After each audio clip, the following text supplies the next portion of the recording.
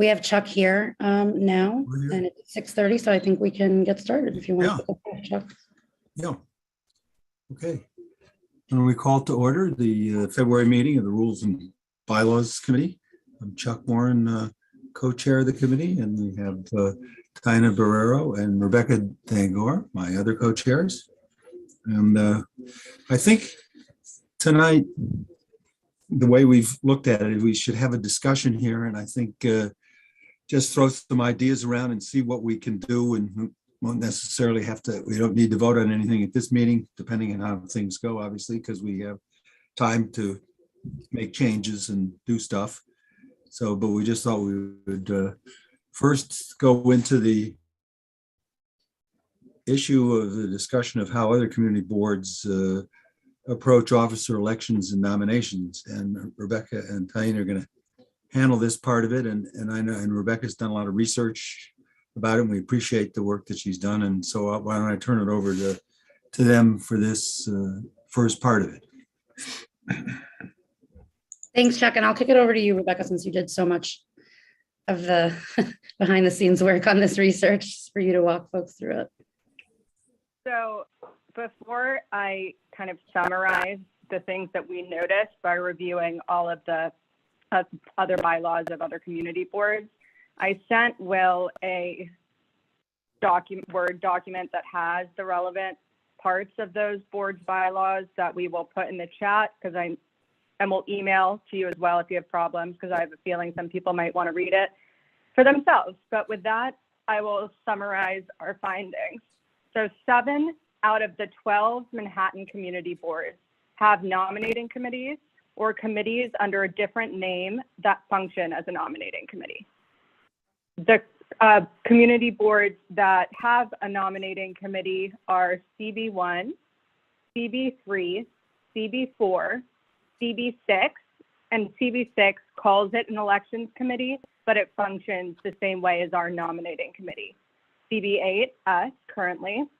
CB11 has an election committee, but it's very similar to the nominating committee in terms of vetting candidates, and CB12. CB2 does not have one. CB7 has an elections committee, but it does not function at all like a nominating committee. CB9 has an election committee that is not like a nominating committee, but in order to run, a candidate must have 7 signatures from other board members for their candidacy to be valid. I thought that was worth noting because when we were talking about the importance of a nominating committee, several board members mentioned, vetting. CB10 has an election committee, but it is pretty different from a nominating committee. The one consistent thing in all of the community boards, whether it's a nominating committee, an elections committee that functions as a nominating committee, or just an elections committee, is that any member who serves on those committees cannot run for board office.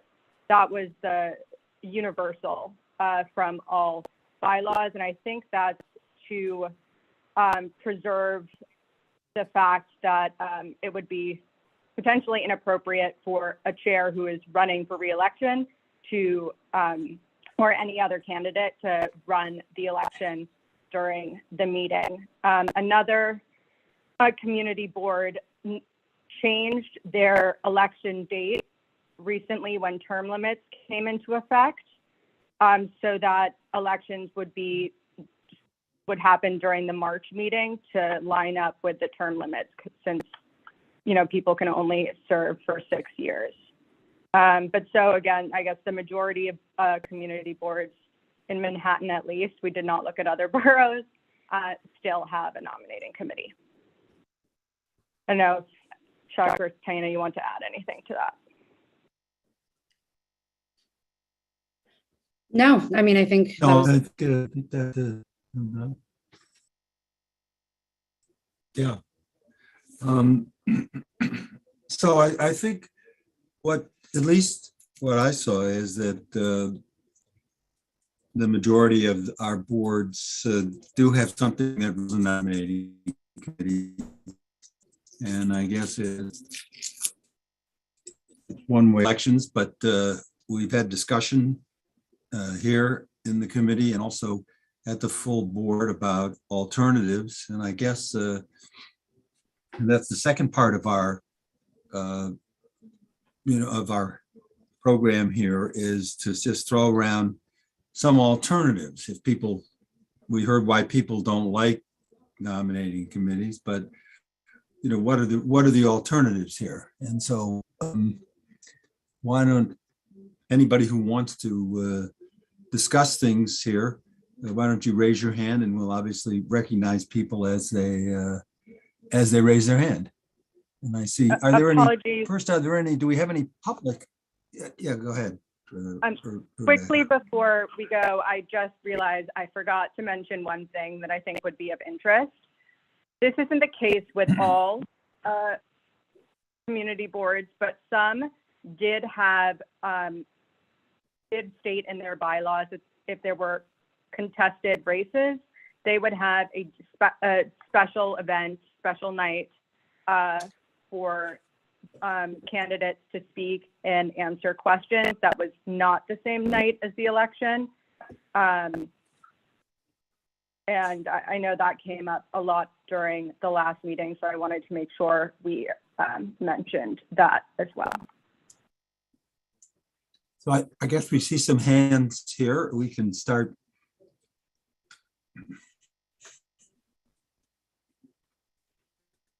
I'll just go in order. Yeah, if we can go in Yeah, order. Michelle. Michelle? Okay, thank you. I just wanted to make a couple of comments, if I may. First of all, I want to say that everybody on this board is really capable of being an officer. I don't think we have anybody who we could say is incapable of taking on any one of the responsibilities that any of the elected officers have. I think that is a given. People have different personalities. They may approach these jobs in different ways. Some might be more efficient than others, but that's not as relevant as saying that everybody is really capable, which they really are. I have no reason, personal reason, to advocate for a nominating committee. If someone could persuade me that there was a better alternative, I'd be fine with that. I don't have any skin in the game about, definitely having to have a nominating committee.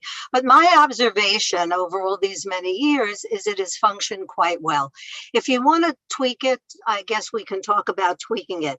But at our last meeting, I heard long dissertation from one person in particular, and there were others who stated that he was very intimidated about having to appear in front of 7 people and state his case and all that. And I was perplexed by that, because to me, it's certainly, if you're uncomfortable in front of 7, you wouldn't be too comfortable in front of 50.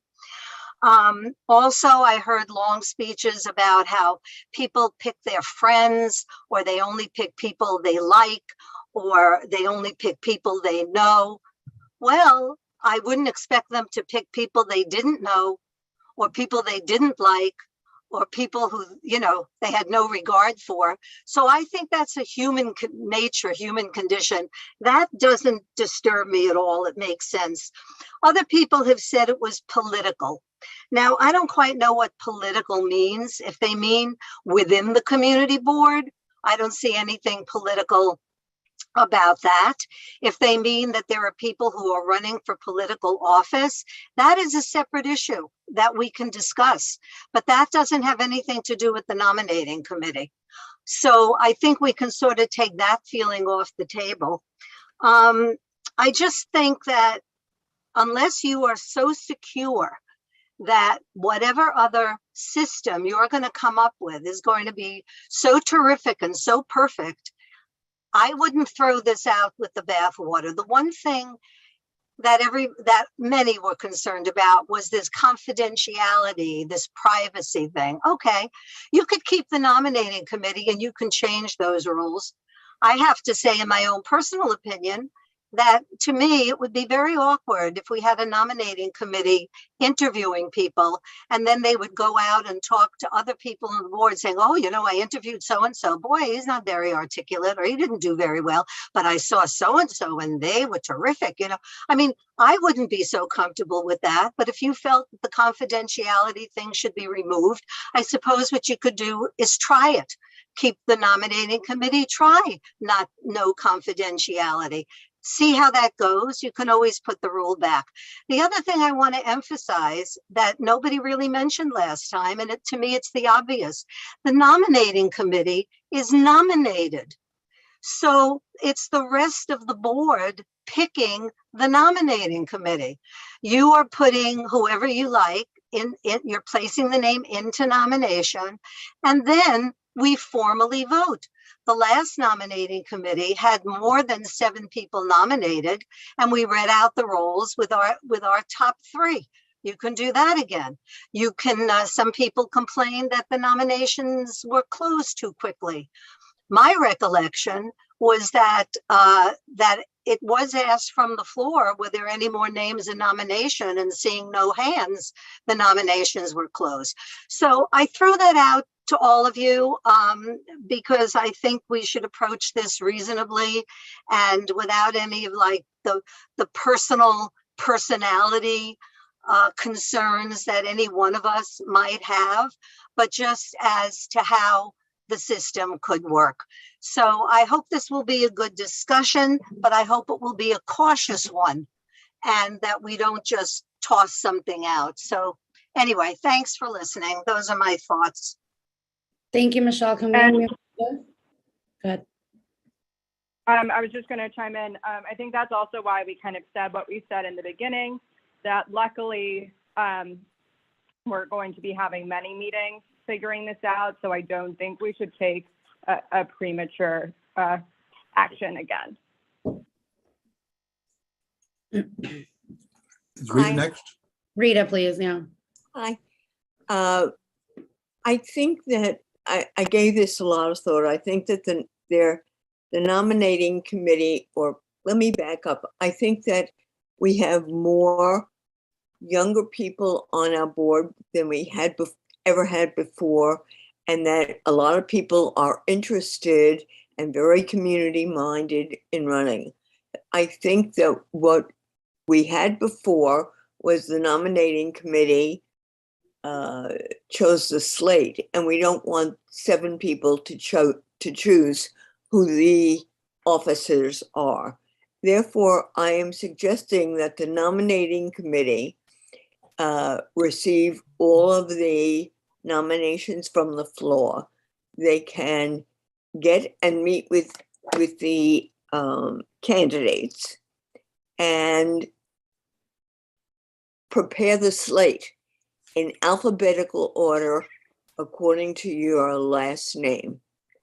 And then the entire community board votes. But in that also there is where the candidates come and get interviewed by the board. So there is a process for the nominating committee, but the process is really spelled out and therefore doesn't give the nominating committee an edge as to who the candidates are. Thank you. Thank you. Well, and I'm going to go a little out of order here, Chuck and Rebecca. If we can unmute Rami Segal, he just sort of has a scheduling conflict, and I want to make sure we hear from him before he has to go. Rami, thank you. Thank you, guys, and I'm sorry for skipping the line here. A few quick points. A previous speaker sort of alluded to my statement at the full board regarding how my sentiments about appearing before a nominating committee. And don't get me wrong, I'm perfectly fine with speaking in front of any group of people. It was the idea that I was going in front of a committee, which I had no knowledge of, as this is my first term on the board.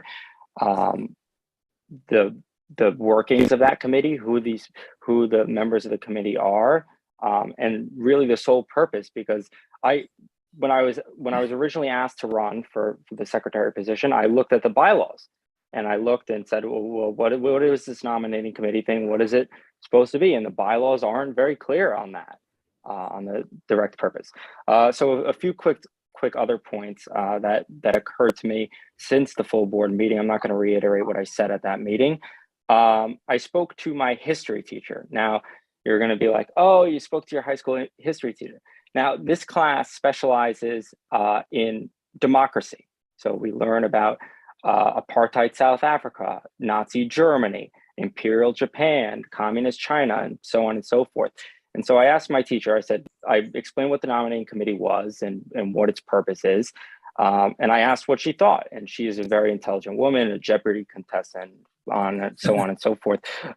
But she said that any system that is created that is supposed to facilitate democracy, like the nominating committee is, that it's supposed to facilitate this election in the way that it is undemocratic. And to me, once she said that, all I learned in this class is about democracy and how democracy falls and all of that. When she said that, I was taken aback. I was like, well, I never thought of it that way. If we're supposed to be a democratic community board, which I believe we do have a democratic government, at least it fits some of the definitions of a democracy, and we live in a democratic city, in a democratic state, in a democratic country, why do we have to create systems that are undemocratic? Another point that occurred to me was that this seemed to me like a loaded gun here.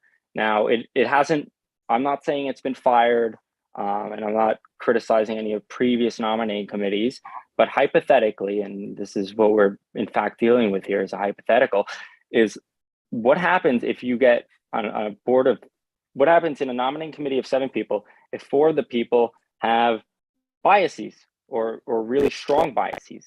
That what happens when the majority of the committee is prejudiced or is completely opposed to a person or a certain group of people, and then reflects those biases on the candidates that are applying for the board? Now, this hasn't happened, but it could. It very well could. Now, a third point here is about open meetings. Now, technically, the nominating committee, correct me if I'm wrong here, anyone, but technically, this is a committee of the board that meets once a year and is composed of board members, and that meeting falls under open meetings. It should be open to the public. It should be open to anyone that wants to join. No, it's And not that's under, not under the, It's fine. Remy, I don't want to interrupt you. It doesn't fall under the Yeah. Okay, open meetings fine law by me. because it's internal board, it's internal board operation. Just when we hire somebody, I don't know if you've been there when, we hired staff Yeah, and yeah. stuff like that, everybody gets shown out of the room and stuff like that. Okay, fine, Sorry. fine by me. There's just a question for the committee. And finally, and my last point here is I'm keeping an open mind about this. My mind was not made up on this issue, but I have yet to hear a solid justification for why we should keep the nominating committee, not the current rules or like, oh, there should be confidentiality, there shouldn't be. That's not justification. Justification is, well, if we didn't, why should we have the nominating committee? And I've heard the reasoning, but I don't, that does not meet my expectations. So thank you for the time. I appreciate it. Thanks, Thank you, Rami. guys. And sorry, I should have said this earlier. I will say every community board in Manhattan, at least, that has a nominating committee process, whether it falls under that name or a different name, always allows for nominations from the floor before the election. So even if theoretically there was a very biased year, I think one thing I learned was that all boards kind of seem to have thought of that by making sure that anyone could be nominated from the floor. Thanks, Rebecca. Can we unmute Cause?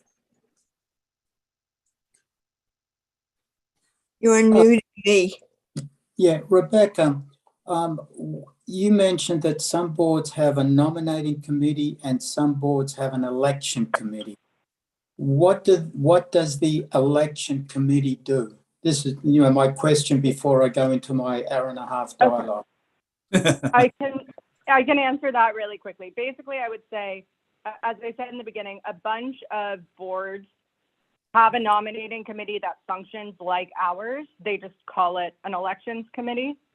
And that's why I tried to note that when I was mentioning them. The other instances of an election committee where it doesn't serve in the same way as our current nominating committee is really to have an unbiased, non-officer run election.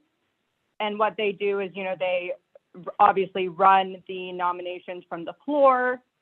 They run the actual election. They, in some instances, as I also mentioned, they run and plan the special meeting where candidates get to ask to speak and answer questions. And so that it's kind of just so the chair, because there will always be a situation in which a chair will be running for re-election.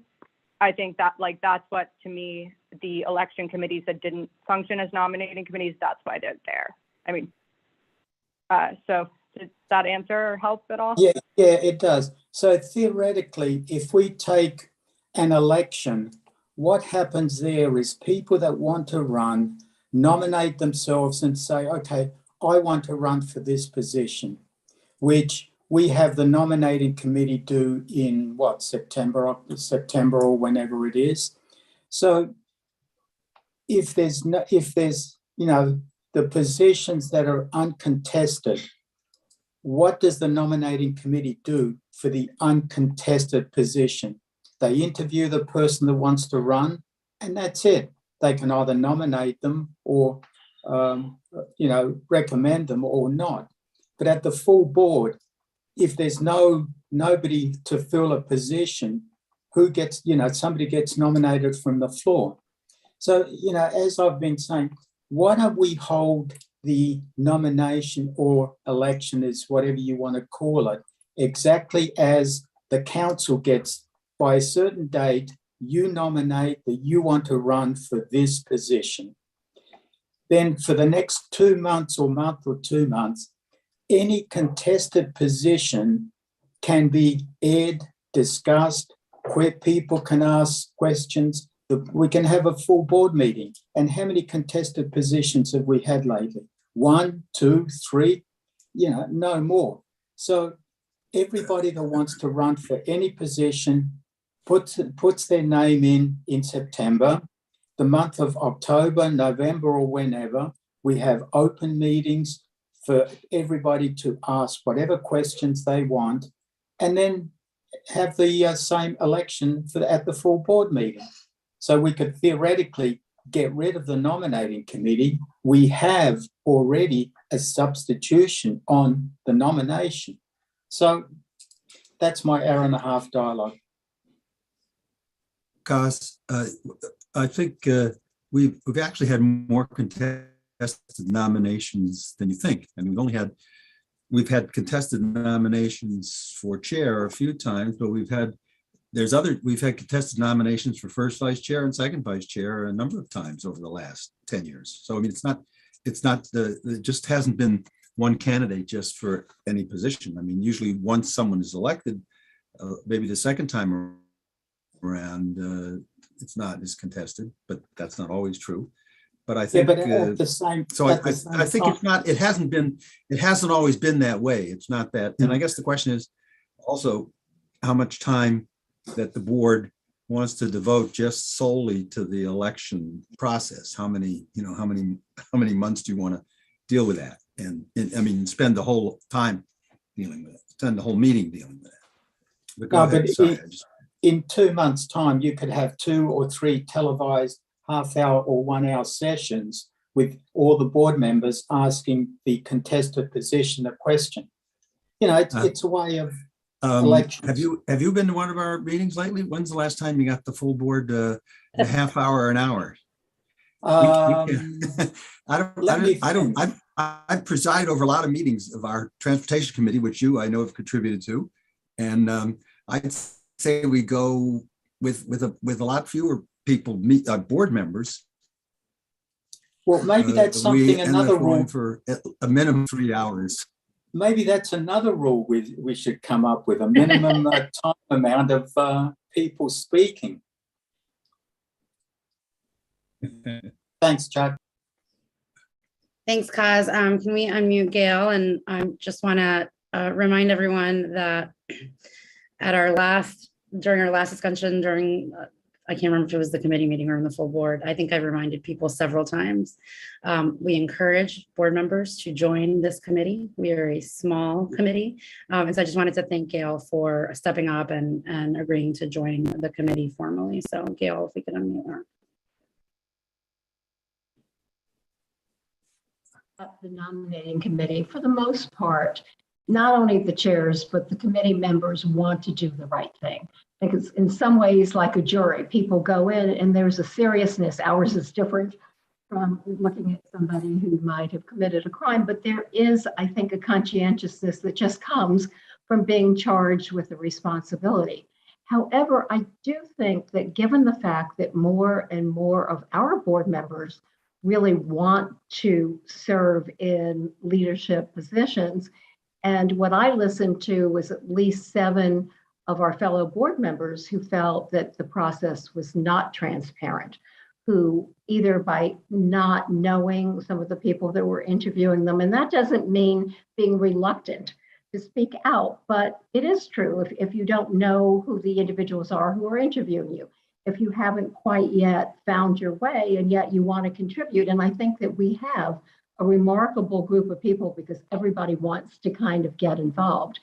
But the concerns that I also hear is when we look at the process, is it transparent?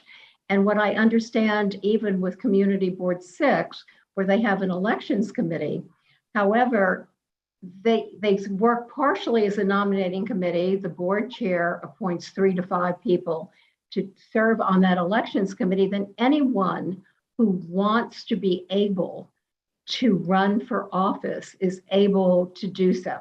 They send in their CV or resume. They have their statement as to why they want to serve in that office. And then there's that opportunity to interview them. Unlike our board, where we've had more and more people who are applying for different positions, I think CB6 right now has 2 positions that are actually not filled, a couple, maybe the assistant treasurer and one of the secretarial positions. So I think we have a wealth of riches with a lot of really talented people. And I would love, even though I think that everybody that served on the nominating committee with me was concerned and really tried to do the rest thing. And I know that what we did is we said, who do we personally feel based on the interviews, the responses to questions were the best candidates for the position. Now, one could also argue that maybe somebody doesn't interview well or was, for whatever reason, that they didn't have a good night, whatever the case might be. By having everybody have an opportunity to throw their hat in the ring, I don't think that that's going to create an additional administrative burden. I think you have a session where you have a full board meeting and anybody interested comes and they're able to ask the questions. Then it's not the same night that you're actually doing the election. And I just think that although I felt that the nominating committee has really worked well in the past, I've seen differences in the past couple of nominating scenarios, which I don't particularly like. And I would prefer that anybody who wants to run for an office is able to just front and center put out their name. And when we say you can be nominated from the floor, fine. The nominating committee comes out with a slate. Now you have people whose names are put forth from the floor. It almost becomes like a second tier candidate. Not that that's the case, but perception sometimes becomes reality. So I would prefer that anyone who wants to run for an office is able to be front and center.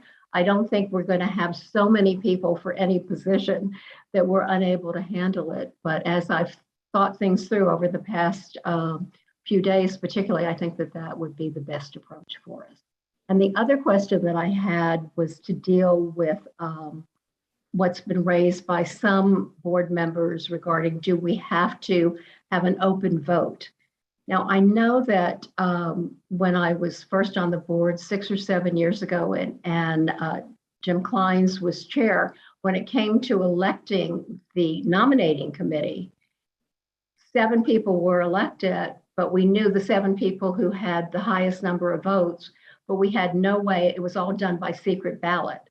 So if he, as an attorney and a judge, felt that that was okay, and administratively, this is an internal administrative matter, that perhaps also by having a closed ballot, that might help too, because sometimes people feel, well, I didn't vote for this person for the office, but now he or she is in a leadership position. And are they going to take it out on me? Or am I not going to be able to chair a committee or something? And that may not be the case at all. But once again, the perception can be in place as well. Those are my questions. Thank you, Gail. And it was my understanding, Chuck, because this did come up last time, that part cannot happen, right? We cannot have a closed ballot. Yeah, Gail, that I think I mentioned at the full board meeting, when I first came on the board, we did vote by secret ballot. We did that for a number of years. Then it came up, the borough president's office said, no, you can't do that. Now, whether or not, maybe that's something we can investigate. Maybe get another read on it and see if it's possible. Sure. And if it's not, it's not. Yeah, we should get another read on it. I agree. That'd be great. Yeah, I'd say in the interim, we just assume based on, the most recent feedback, because I know someone reached out to the borough president's office before this most recent election and was told that, but we will hopefully have a new answer for you at the next meeting, whether or not it's the same or different. Okay. Yeah, Thank you. we'll find out. We'll find out. Can we unmute Alito? So I'm not going to express an opinion on these, although I'm sure that I have some, but rather a procedural suggestion based on my mediation background, which is that in negotiating settlement agreements, there are often lots of moving pieces, such as amount of money, confidentiality clauses, all kinds of things. And so what I was thinking about this is that we ought to come up with the best possible nominating committee scenario. Not thinking about whether we want a nominating committee, but if we had one, what would the most optimal nominating committee look like? And then we should look at what is the best situation if we don't have a nominating committee, and what would that look like, and how would that work? And then people could choose between them having the best rendition, because last time we had multiple hours, and I think with 47 people, there are 47 or more different opinions about each of those elements. And then you can talk about them in an organized way, because I don't see how anything could get done with 47 different opinions. Now, there aren't 47 people here, but there are, 34, lots of opinions. It's just a suggestion. And then there were also the other issues about open, closed ballots, questions. Are those done during the board meeting? I do have an opinion. I do think that questions, the one when I was chair, that was a disaster, but that was a learning lesson, because it was the first time we'd done anything like that. And I think a number of lessons were learned.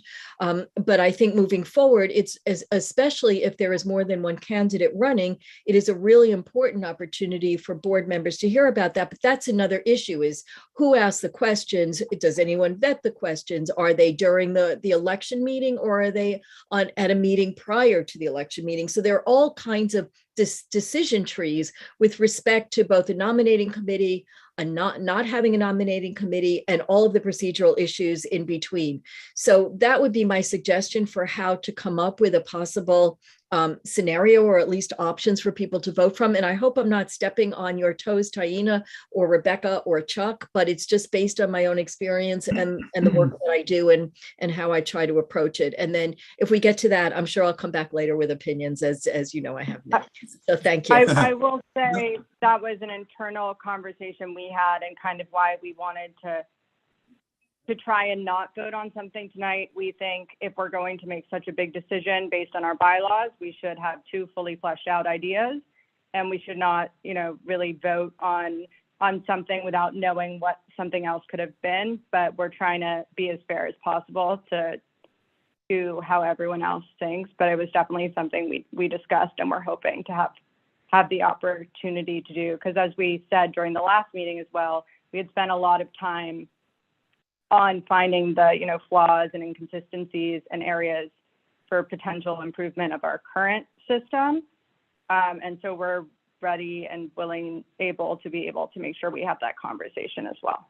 Yeah, because the devil's in the details, as they say, and also because a nominating committee might look really bad until the alternative looks worse, and then maybe the nominating committee looks better, or if the alternative looks worse, and vice versa.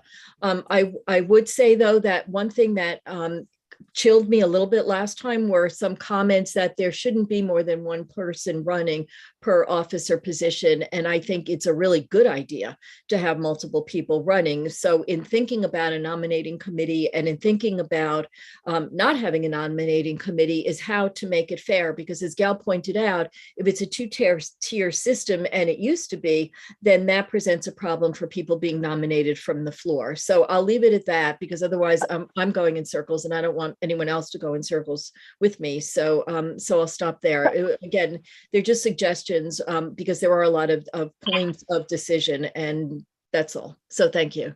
I think it's a good Sorry, thought. I think it's a good thought. Yeah. Last thing, and I promise I'm not trying to respond to everyone. I will say another thing I learned from the bylaws, which actually we already have in ours, is in the case of having many candidates run, a lot of bylaws stipulate that if no singular candidate gets an actual majority, there will be a runoff election between the people who have the highest vote. So I think when we're discussing this, we also need to make sure we don't forget about the other elements of the election as well. So I just thought that might be useful. I also just want to pause for a moment, and if it's okay with you, Rebecca and Chuck, try to summarize the points that we received via email. So we received an email, the three of us, from fellow board member Valerie Mason with some ideas for updating the nominating committee. And I think it's an appropriate time to insert them, since Alita, I think you rightfully sort of got us in the direction of focusing on sort of how we can improve it if we choose to make changes. So I'm going to try not to read verbatim. It's kind of a long email, but so Valerie makes a few points.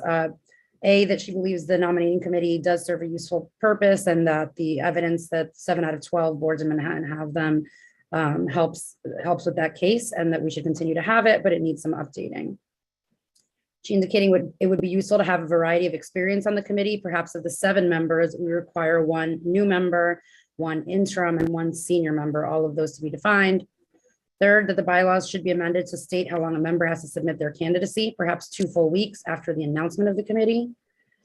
Fourth, that submissions and deliberations are confidential, and that the failure to keep such confidentiality could be a cause for removal from the board. Fifth, that you can self-nominate to be a member of the nominating committee, especially to encourage newer members to do this. I think this happens already, I believe. Sixth, there has been regular mention that the same people are on the committee all the time. First, I think the bylaws committee should get some data on this. I, for one, do not think it is true, but if that's the case, then perhaps there should be a rule that you can't serve on 2 consecutive years. We should have enough members that such a rule won't mean that we do not have enough people interested. And 7th, if possible, the vote should be written secret ballot, which we've already established is not possible. She went on to offer a lot of other commentary, but I think in general that sort of summarizes the points that she was making. I think, and apologies. We do have in our bylaws currently that you cannot serve on the nominating committee for 2 consecutive years. Right. Well, what we don't have, and it is a good point, is data that shows us who served on the nominating committee year over year over year. And so then we rely during full board meetings when this process starts on people saying, did you serve before? Did you not? And it goes on memory a lot. I think it would be helpful to have the last 10 years, the data on the last 10 years of who served on the nominating committee. Can we unmute Peter, please?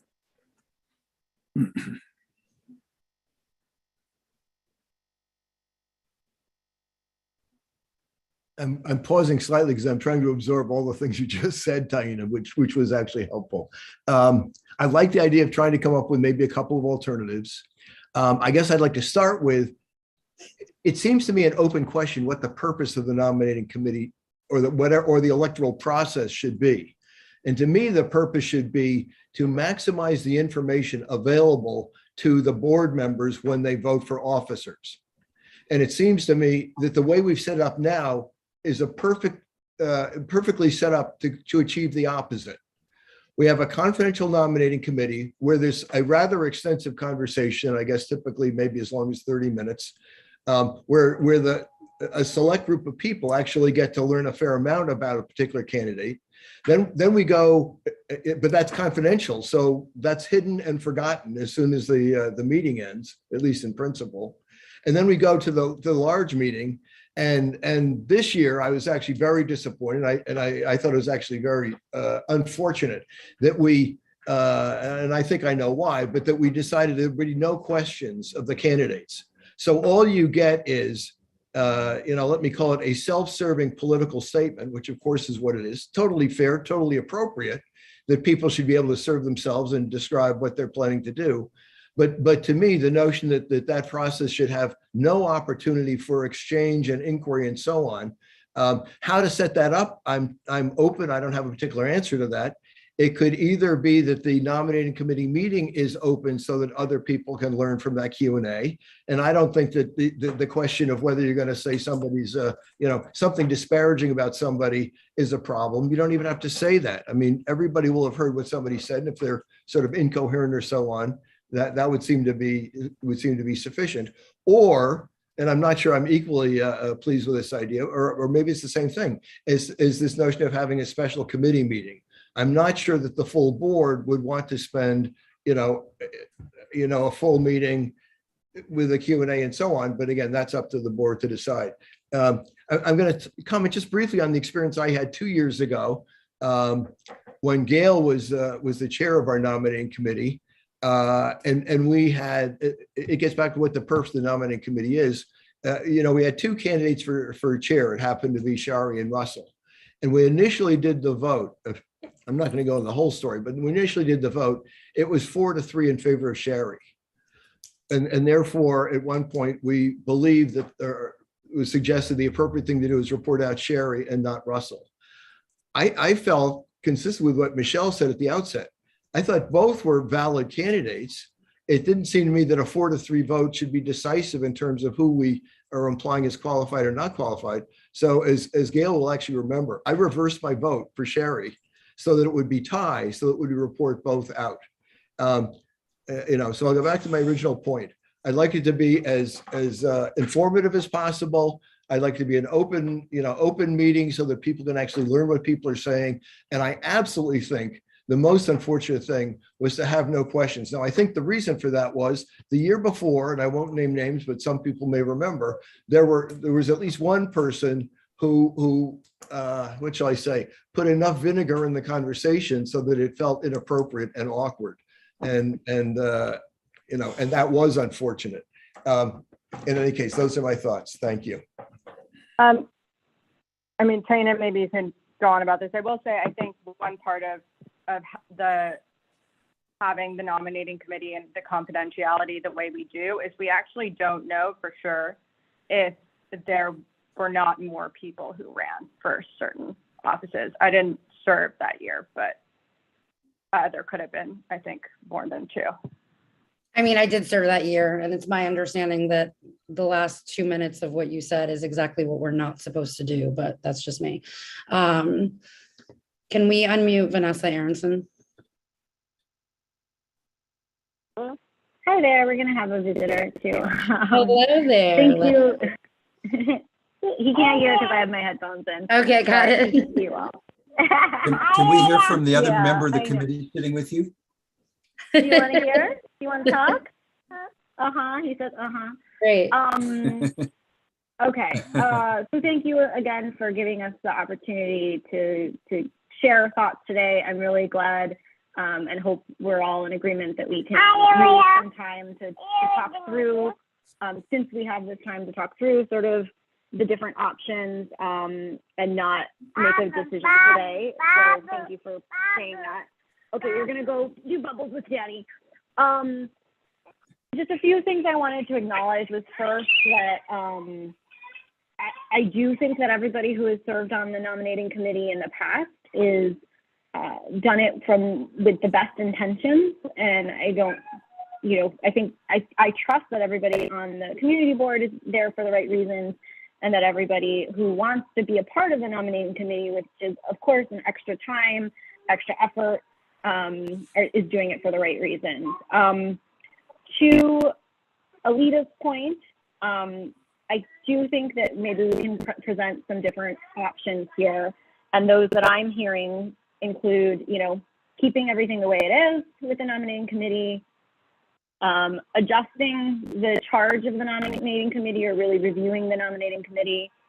I think Kaz made a good suggestion of, if the nominating committee were eliminated, then sort of the default being that everything comes from the floor. Or I did also, I think Gail's sort of proposal was slightly different from Kaz's, in that maybe there is a body that would exist, whatever we want to call it, who runs, fair elections. Those are sort of the options that I'm seeing as I'm hearing people list off. There might be more. Personally, I think you all know sort of at least partially where my mind is at. I think that the more transparent we can be, the better. I think that the more information that is available to those on the board who want it, the better. And I do think that maybe there is a role for a committee, whether it be the nominating committee or the elections committee, to be charged with that year after year of running fair elections and ensuring that the board has the information they need in order to make informed decisions. Potentially, maybe we don't have to decide whether that means written statements or a meeting in which we hear from all of the candidates and have Q&A. Maybe we don't have to decide all of that. Maybe we charge the nominating committee or the elections committee to come up with the process year after year, with the exception of, personally, I am very much against the nominating committee recommending a slate. I think Michelle said it best at the top of the meeting. We have to believe that everybody who is on the community board is capable of being an officer, is capable of holding a position of leadership. If we do question that, then we could come up with some sort of barrier to the ballot. And there could be a committee or another process by which we make people sort of see if they cross that threshold. But even that is different than the nominating committee reporting out a slate. When the nominating committee reports out a slate, they are making decisions, 7 people for a board of 50, which is a very small group for a very large group. And even if you accept nominations from the floor, I think Gail is completely right that there's resistance to it. It feels like you are being rebellious or sort of going against something. And those candidates then can be seen as a different candidate than those who are reporting out from the slate. So those are my strongly held beliefs. But to Alita's point, I think we could lay out some different options. Alita mentioned sort of her background as a mediator. My background, or my current professional work, is in strategy. And one of my favorite ways for which I try to get large groups to come to consensus or make a decision is by laying out all of the options and one by one going through the options and saying what would have to be true in order for this option to be the best choice. And coming up sort of with criteria for each of those options that would make it the best choice. Just a suggestion, if we come to that point and anybody wants to pursue that, I find it a really great way to sort of bring to the surface the conditions that sort of make each choice the best choice, instead of us all, and then we can test those conditions, pressure test those conditions to see what the actual reality is. But I don't think I have anything more to add after that. Thank you so much, Vanessa. And then we have a just- member of the public that has their hand up, Judy Schneider. So if we could unmute her next, and then we'll go back to board members. Good evening, everybody. After listening to all of this, I kind of had a thought picking up a little bit on what Vanessa was saying. But before I give my thought on the nominating committee, there is one thing that I was thinking when you get to it. This committee should consider the length of term of office, considering that now the board members are only on for 10 years. It would seem to me that at least the officers, maybe not the secretaries, but at least the 3 officers' position should only be 2 years instead of 3 years because of the length of time they can serve on the board. That's just the thought to be discussed at the appropriate time. Now, as far as the nominating committee goes, I like what Vanessa had to say. And I was thinking before I heard her talk, why not have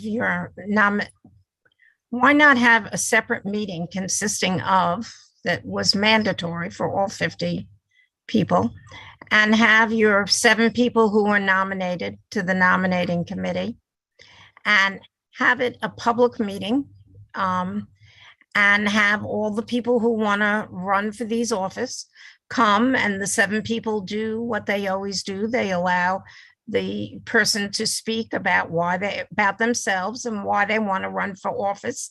And then the 7 people ask what they think are pertinent questions. And then they go through all the people who want to run for office. And as Vanessa says, not necessarily make a decision. This one should be chair, second chair, first chair, etc. And then just have the next month have a vote at the board on these various people running for office. We would still have a nominating committee, but it would just function differently than it functions now, and it would kind of keep control of the whole process. I don't know if that's something you want to consider or not, but just a thought. Thank you. And just one correction is the term limits change that happened in 2018. Actually, it's actually 8 years, not 10. So it's 4 consecutive Right. limits to 4 consecutive terms of 2 years each, which I think actually further makes your point that it's a finite amount of time. So, Rebecca, I didn't know if you were going to say something. Oops, sorry, I was still muted. I know I said this at the beginning, but I said a lot of things. There was actually one board that even changed when the elections were happening to respond to the term limits. And I think that's definitely an idea that we should pursue. And I'll also say, if this is of interest for our next meeting, maybe Will, I could work with you offline to gather intel on all of the other previous elections, because not everything is on the website in terms of how many people were nominated from the floor and won. I know Alita was nominated from the floor and won, but without the access to the video or the minutes, it's hard to be for sure. So I think we can work on something to present. All right. Thank you. Sent that to me, and it was in my wrong email account, so I'll get that to you next. Oh, sorry. Yeah. No. Yeah. I tried to do this before the meeting. It didn't happen. So apologies, but it's definitely something we're going to follow up. I think Barry, isn't he next? He hasn't. Yeah, I spoken. think Barry next, because Michelle spoke already. Yeah.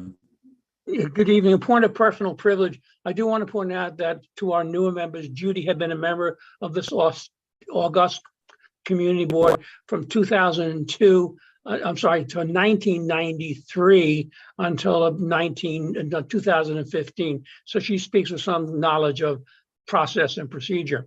More importantly, this evening, I want to say thank you for having this very important discussion. I want to thank you, Michelle, for your very cogent comments, and Vanessa, some of your remarks were right on target. I think we have a working group here. Let's not destroy it in the name of progressiveness. Let's take what we have, fine tune it, make it perhaps a little better, more functioning. But we do need a nominating committee. They do function, and the other thing we must have is a Q&A of the candidates, certainly for first vice chair, second vice chair, and chair at the end before the vote is taken. Have a pleasant evening, all. Good evening. Thank you so much. Correct me Chair. if I'm wrong, but Judy also served, I believe, as secretary of the board. For 5 years. Oh, for 4 years. Yes. Yes. Yeah. And those So- days, you had it, not only in those days was she secretary, she took all the minutes for all the meetings, which, the other point I want to make, thank you for giving me an extra opportunity. I think possibly one of the issues today is we've had Zoom now for 2 years. A lot of the new members don't know the old members. A lot of the older members forget who they, no, I'm sorry. They're doing great jobs. But I think thank you. I think that's the biggest problem. That's the biggest problem. The newer members do not know who we are. And I'll be walking around the community. You'll see me. I have a coat. Have a good evening. Well, look, I mean, I think that, right, like just to push back a little, I think that is true, and it is a challenge of Barry, as you know. I'm a new member in my first term, but I was the liaison to this community board on behalf of the president of Hunter College in 2006, from 2006 to 2008. So I actually did know Judy when she was a board member, and know you and many of the board members, right? So it's like, you know, I think it is a mixed bag. I just want to make sure, like, and I said this last time, I want to make sure that we stay away from making this a black and white, like board members who have been on for a long time and board members who are new issue, because I think it's a little more nuanced than that. So some of us, you know, but I do agree with your sentiment. I think it is definitely a real challenge to build relationships with our fellow board members when the entirety of our experience has been on Zoom. I will agree with you on that. So it's like, you know, I've tried to go out of my way to build relationships with board members that have been, you know, people like Chuck, who you know, I didn't know well back in the day when I was covering this board, but, you know, we've built a relationship, but that's also by virtue of, you know, co-chairing a committee together. But, you know, I think that there is a lot more, I think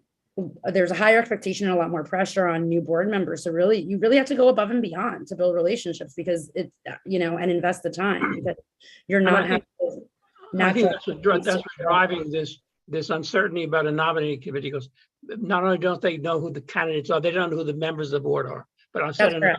I'll sit back. Thank you. That's correct. Thank you so much. Okay, so a few board members with their hands up have already spoken. So can we unmute Billy Freeland, who has not spoken, please? Good evening, everybody. Before I get to the substance of what we're supposed to be talking about tonight, Judy mentioned something that really perked up my ears. One was about term limits for officers. It's something I've mentioned before, but I do think it goes hand in hand with this conversation. In light of the overall term limits that are being imposed, I agree that if you are an officer, you should be limited to a 2-year term.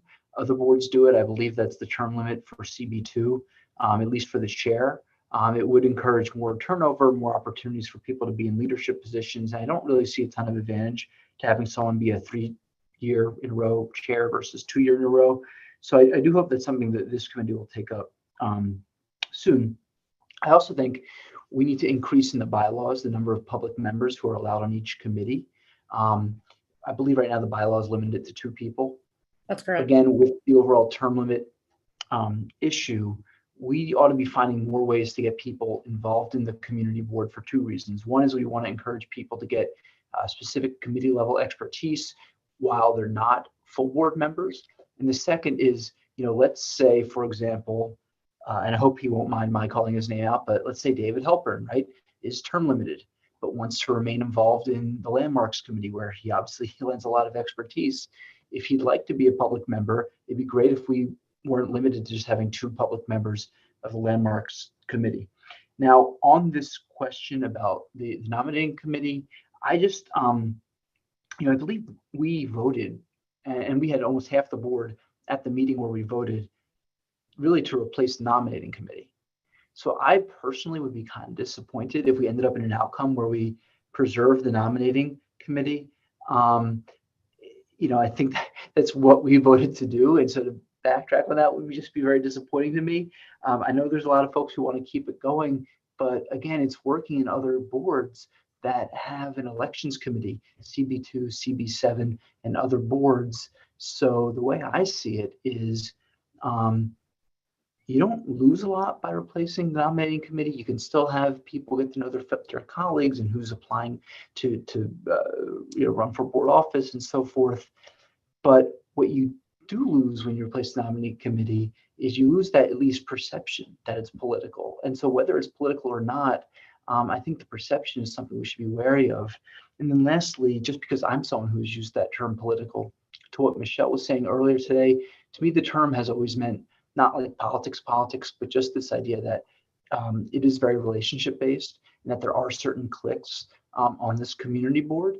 And I think it's a worry I've heard from a lot of other members. So that perception is something that we should be trying to, I think, wring out and have a fairer process. So apologies for going on at length, but I just really think we should at some point truly replace the nominating committee with something that we know is going to work.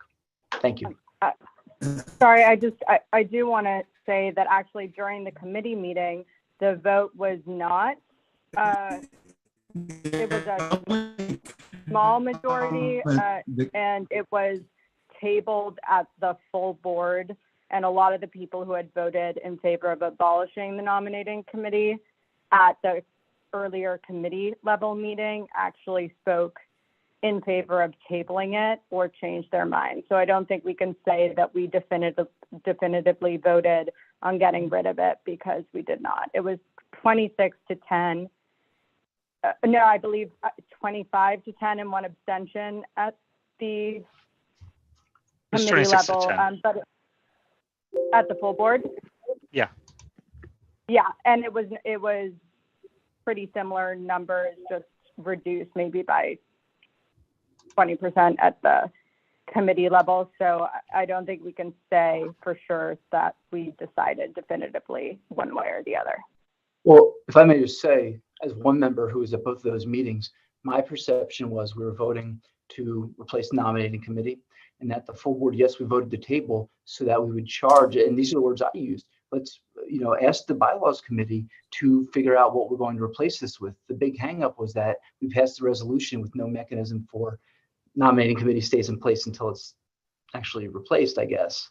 But that was my perception, and I think a lot of people would agree with me that if we end up going back and keeping the nominating committee, well, fine. I see folks shaking their heads. So let me just say, as one maybe dissenting board member, my perception is that's how we voted, and I would be very disappointed if we go in a different direction. Thanks. Can you just clarify, Billy? I'm not understanding. Can you clarify what your perception is of what happened at the, because I want to read the votes out just to be clear for both of the nominating committee and at the full board and what we actually voted on. But I'd also, which is just fact and stated record, not perception, but I'd love to also understand what you mean by your perception of what came out of the full board or of what came out of the nominating committee meeting last month. My perception of what came out of the bylaws committee meeting was that we passed the resolution to get rid of the nominating committee. Right. My perception of the full board decision was that we were going to table it to send it back to the bylaws committee to come up with alternatives to the nominating committee that would then be presented back to the full board. I don't think a lot of us who voted for that thought we were going to send this back to the bylaws committee and then end up continuing the nominating committee. But Certainly literally, the discussion that we're having is a conversation about amending and fixing and maybe replacing the nominating committee with something. Right, but I will just, because I think you all remember, maybe some of you do, when we were in person, I take notes of kind of what everyone says. A lot of the people who spoke in favor of tabling, it was not actually in relation to sending that back to the committee. There was a very vocal kind of frustration that we didn't even try to improve the current system that we had. So I just think either way, it's irrelevant. At least as co-chairs, I think our goal is that we can figure out at least two solutions. One being keeping it, one being keeping but improving, because there definitely needs to be improvements, and another that has a replacement, so that everyone is very clear on what they're voting on when we make such a kind of a big change to our bylaws. Chuck, Dana, do you agree? Yeah, I mean, I think I just wanted that clarification from Billy, and I think Billy. I just like to make a comment. Sure. Can you hear me? I just Yeah. want to make a comment that I'm surprised that Billy would say that elections shouldn't be political. When's the last time any election has not been political? I don't care what it's for, whether it's for a kindergarten, monitor or whatever. So they're always political. And I think it's a question of how you manage that in a way that makes the most sense for everyone. And I think what we're trying to do here, and I think we will do, is do what Alita and Vanessa and others were talking about, is look at the various things, the pros and the cons, the best, how we can look at a nominating committee and say, all right, this is the best nominating committee situation we think we have here. And now if we look at it without the nominating committee, the alternative, this is the best alternative, look at them both, the reasons for them, and kick it around and see what we come up with. So I think it's going to be a good process and a fair process, and everyone will have their say. Well, Chuck, just to clarify, elections, of course, are political, but nominations, and certainly this nominating committee, is what I think shouldn't be political. I think that's the difference. Of course, any election is going to be political. Okay, I'm not sure what you mean by that, but it's okay. Well, what I mean, and again, so many of our colleagues have said a nominating committee process where it's 7 people, that has felt political. It's felt like it's very relationship based. People have felt a little bit intimidated about putting themselves forward. I think that's what we're focused on, making less political. The election themselves, look, let's be real. People are going to be running for various offices and calling you up on the phone at all hours, and whether we like it or not, I mean, that's going to remain a very political thing. But it's whether we should have a 7-person nominating committee that is placing a heavy hand on the scale, I guess. That's the big question.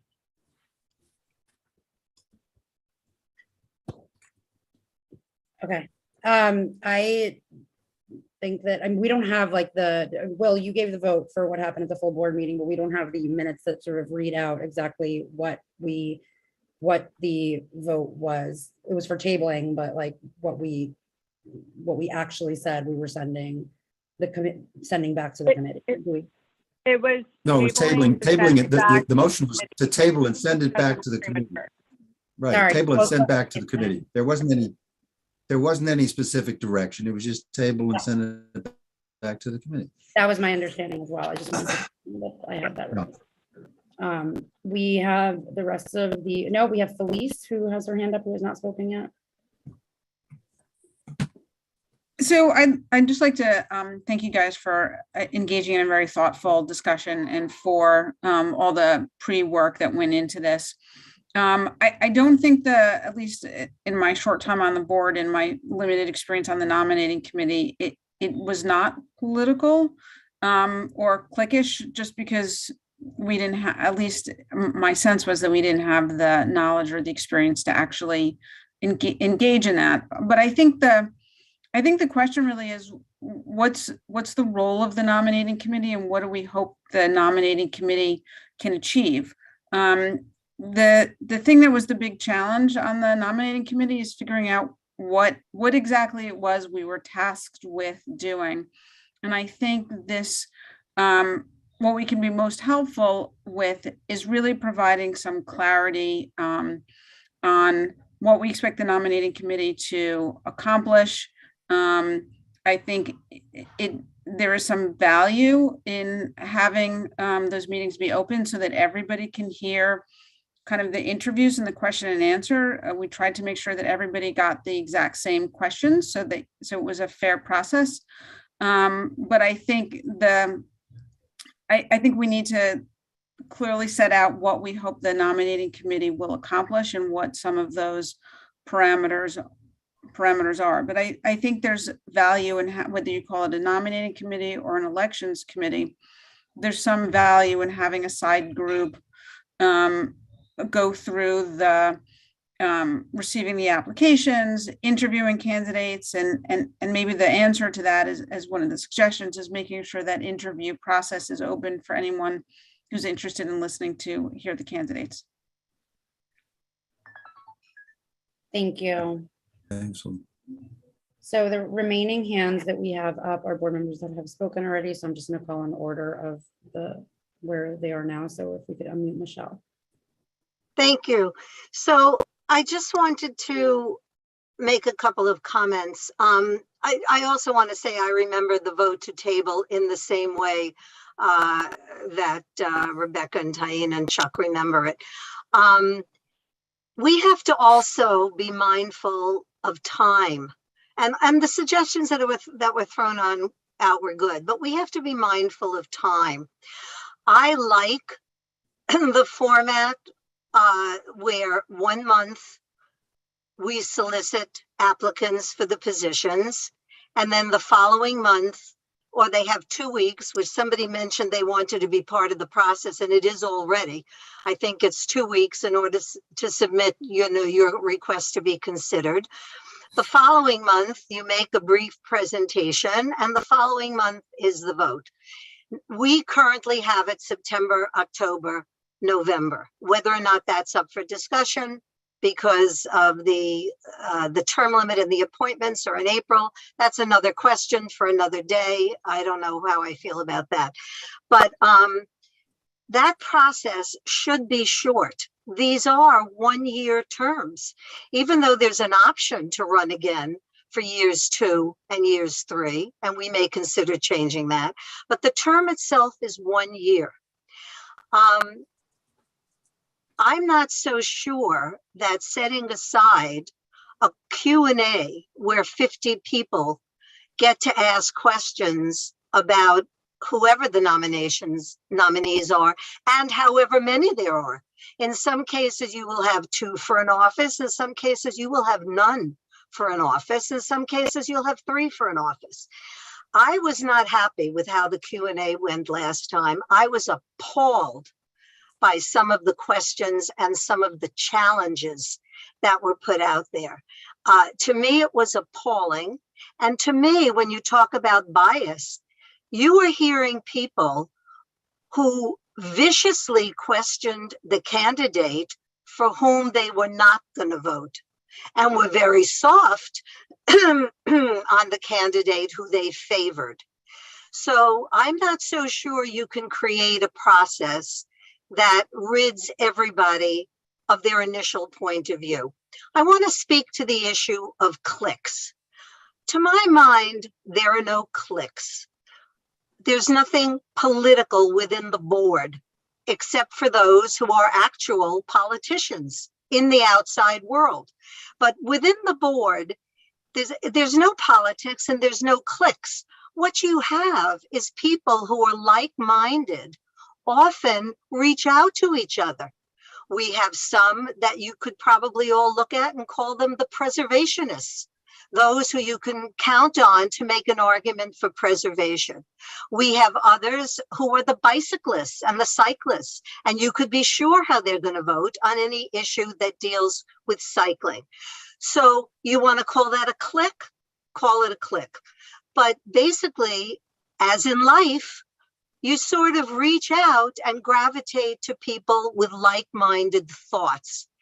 A lot of us don't have thoughts on any of those issues, but there's 1,000 other issues that we have thoughts on.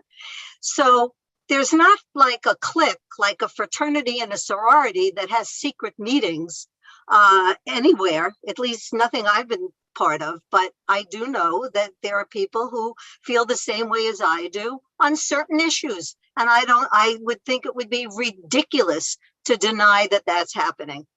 Whether or not opening that up to a 50-member discussion per candidate is a good idea, I would just recall sitting through the last time, I did not think it was a good idea. I thought it was very upsetting.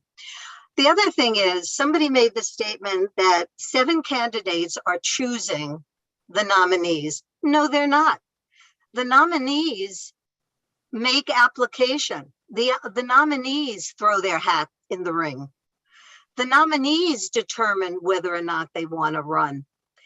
In the end, it's true, the nominating committee, based on interviews and in my opinion, a very good faith effort, come up with a recommended slate for a variety of reasons.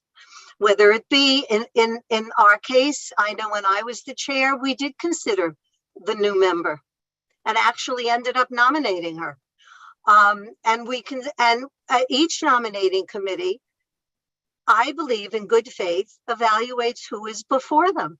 In another case, when I was on the nominating committee, but not the chair, or maybe I was the chair, actually, I don't remember, but we did not come up with a recommendation for chair, and that was taken from the floor. Other times, I remember that applications or recommendations or nominations are taken from the floor with or without the nominating committee. To me, all those options are open. They're open if you have the nominating committee, they're open if you don't. But if you don't, you're opening it up to a bunch of other, what I think could be troubling circumstance. I know the intentions for eliminating it are good, more transparency, more clarity, everybody will have a turn, everybody, very democratic, very wonderful. The truth is not everybody applies for these positions. You have a handful of people. It's very rare to have a contested election for chair or for any of the others. Has it happened? Yes, it's happened. Is it common? It is not common. But even if it were common, opening it up to hearing every bit of information on the floor all the time, having a Q&A with all the candidates and all 50 members asking questions and assuming that there will be no bias at that point, I think is not a correct assumption. And I have witnessed the circumstances. I've been on both sides of the situation. And in my opinion, I think eliminating it, I'm not saying can't tweak it. You want to change some of the parameters, you want to change, whatever. And I think there are other things to discuss in the rules and bylaws, by the way. I mean, we're now, I don't know what our process is going to be. That's up to the chairs. If we want to sort of make a decision on this, eventually have a resolution and a vote on it before we go on to other things, or if we're going to do other things concurrently, whenever you're ready for that, or you put that on the agenda, that of course is up to you. But there are other things to talk about, including tweaking, including this. But a complete elimination, boy, you open yourselves up for a lot of stuff. And to be sure, this process has to take a reasonable amount of time, and bear that in mind. And it could be very efficient and very well thought of in that reasonable amount of time. So those are some additional thoughts. So thanks very much for listening. Thank you, Michelle. And by the way, I think to your point of, I think the point we were making earlier about needing data on who has served on the nominating committee, when and how many times, is you just proved it, right? You couldn't remember when you've been on the board a long time. So it's you might not have a clear recollection of what role you've played over the years in different processes. And I think it's important information. And by the way, not just important information for the purpose of excluding people from serving on the nominating committee, but actually rather, sometimes I think it's incredibly beneficial. As a new member, I would like to know that people on the nominating committee, at least some of them, have either had experience doing it at least one time before, or have been served on the board for a few terms and have seen a few different processes. So I think it can be beneficial sort of on both ends, right? Both to ensure sort of equity, if we want to call it that, in terms of diversity of perspective on the nominating committee. But I think diversity of perspective goes in lots of different directions. Should have newer members, should have members that have been on for a while, should have members that have served on the nominating committee. And so, and I think those are what I was hoping this conversation would get to, would be those substantive things that we can all agree sort of need to change or be adjusted, as opposed to sort of just disbanding it, right? Figuring out what we can all agree isn't working about it. And changing the bylaws as such. I wanted to, all the members left have already spoken. Will, if you want to share your perspective a little bit, we would appreciate it, sort of as a non-voting observant. Yeah, okay. Something Michelle just said that is very poignant is timing of all of this. It is always very difficult to schedule the nominating committee meeting when it actually happens and when they do the interviews. And I can only imagine that if you're going to do an open forum, you're going to have a lot of people who are going to have scheduling conflicts because it's not really like a day. Maybe you set it aside in the bylaws, and if you're going to do this, make sure to set it aside as like the second Monday in October is set aside for this specific event or something like that. But that way it's not just like a scramble like it always is to set up a time for the nominating committee. I do have some ideas. I actually really loved the idea of signatures to run if you wanted to run instead of doing like, you know, just raise your hand or have somebody nominate you. The idea like city council does this. If you even want to introduce legislation, you have to like have other council members sign just a piece of paper that says, I want to do this thing. And I just think the idea of having that is like a nice vetting system. I liked the idea from a different board that you, if you're an outgoing officer, you can't serve on the nominating committee because I think that there are people who are widely respected. And so, or maybe not, but then they would probably have an outsized influence in the nominating committee. So if you're going to do that, I liked that idea. I also like an idea where you can't chair the nominating committee twice. Like it probably is already something that we honor, but maybe it's not something that we have in our, it's not something we have in our bylaws. So maybe, you know, it's something to consider adding in. I don't know. I don't actually think that this is somebody a totally outsider because you guys don't ask me to vote, right? But I don't think the idea of being nominated from the floor and not being somebody who is nominated through the nominating committee is the idea of like you're a second tier candidate. But that's just my outsider perspective because I think that, you know, you're putting your name in, you're on the ballot, and it's not as if this is like a, you know, semi-rigged party election like what we see when like county committees, you know, put somebody on the ballot. You guys are all informed voters, and so it's not as if like somebody coming from the floor is somebody coming from left field. Like there's somebody who you already know. So I don't know. That's my personal opinion there. That's helpful. So I just wanted to chime in on two things. I think there's actually a very simple solution in terms of pre-planning, which is technically every month that we meet, we might be called for a land use and a full board meeting. Why not just have the, if we decide to go in that direction, having the candidate discussion be the land use meeting and the full board vote is the next month. And then we don't, you know, waste not only our time at the full board, but also the public's time kind of really debating this. I think that's an easy solution. And I guess the second thing, I said this previously, but Will kind of referenced it, Michelle said it earlier. That's why like my faith in the nominating committee is literally because of what Michelle said. I was such a new person that I don't think I would have ever been elected if I wasn't kind of chosen by the nominating committee. And I think, you know, that's why I made a point of also mentioning the fact that one board demands, you know, 7 signatures to state your candidacy. I think maybe we need to consider whether or not that might be difficult for newer members, especially if we change the month of the election, because I actually think that was a brilliant idea from, I believe it was CB6. I could be wrong. But I think there's so many other things to consider in terms of the election and updating our bylaws that kind of go beyond the nominating committee itself. And so I hope when we finally take a vote, we will have a fully fleshed, and I think it'll take at least 2 or 3 more meetings to get a fully fleshed out new plan. And I think that's an important thing that we should do, especially, sorry, I really don't want to I don't want to go on, but even when Billy mentioned having more public members, I think maybe we could add in our bylaws that every former chair of CB8 is a public member of the Rules and Bylaws Committee. So that with term limits, we don't lose the history and ideas. I think that's like another thing we have to consider. So I'll reserve the rest of my thoughts, but those are kind of just the important things I wanted to respond to. I may have to vote against that since I'm a former chair.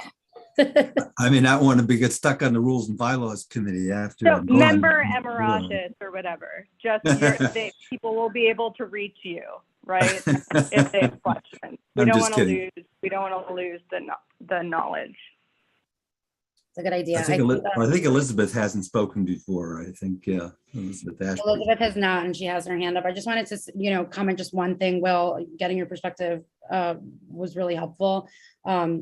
I will say though, as somebody who's in their first term, I would actually argue that we are not all highly informed voters as part of the process if we have just joined the board 4 months prior to this process happening, which was my case, right? So it's like, I didn't feel fully informed because when I joined this board, right, like I had to send you my bio and Alita, who was chair, so that you guys could send it out and introduce me to the board. But I didn't get bios on my 49 fellow board members. So you know what I mean? It's like, I knew the people that I knew. Yeah. The people I went out of my way to talk to, but I didn't know like when people were appointed, how long they've served, even what they do. I had just like a contact list with their home address and their work address and an email, and that's it.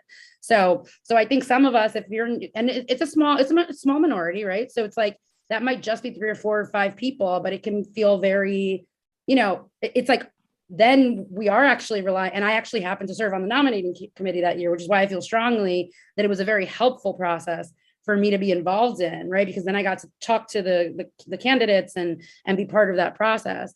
But if I had been new for that first election and not served on the nominating committee, I don't know, I would have had to just go with whatever the nominating committee said. I mean, I did not have the information readily at my disposal to actually make an informed decision. So that's the one thing I would say. That makes a lot of sense. And I think that where I was picturing it too is that, and it's something I didn't mention, is the board that changed their voting procedure to line up with the appointment schedule makes a whole lot of sense. And so then you actually would have had 9 or so months, assuming you weren't appointed mid-year, to at least get to know some of these people. So I think it's something that I liked that idea too. Like while you guys were talking, I thought that made a whole lot of sense.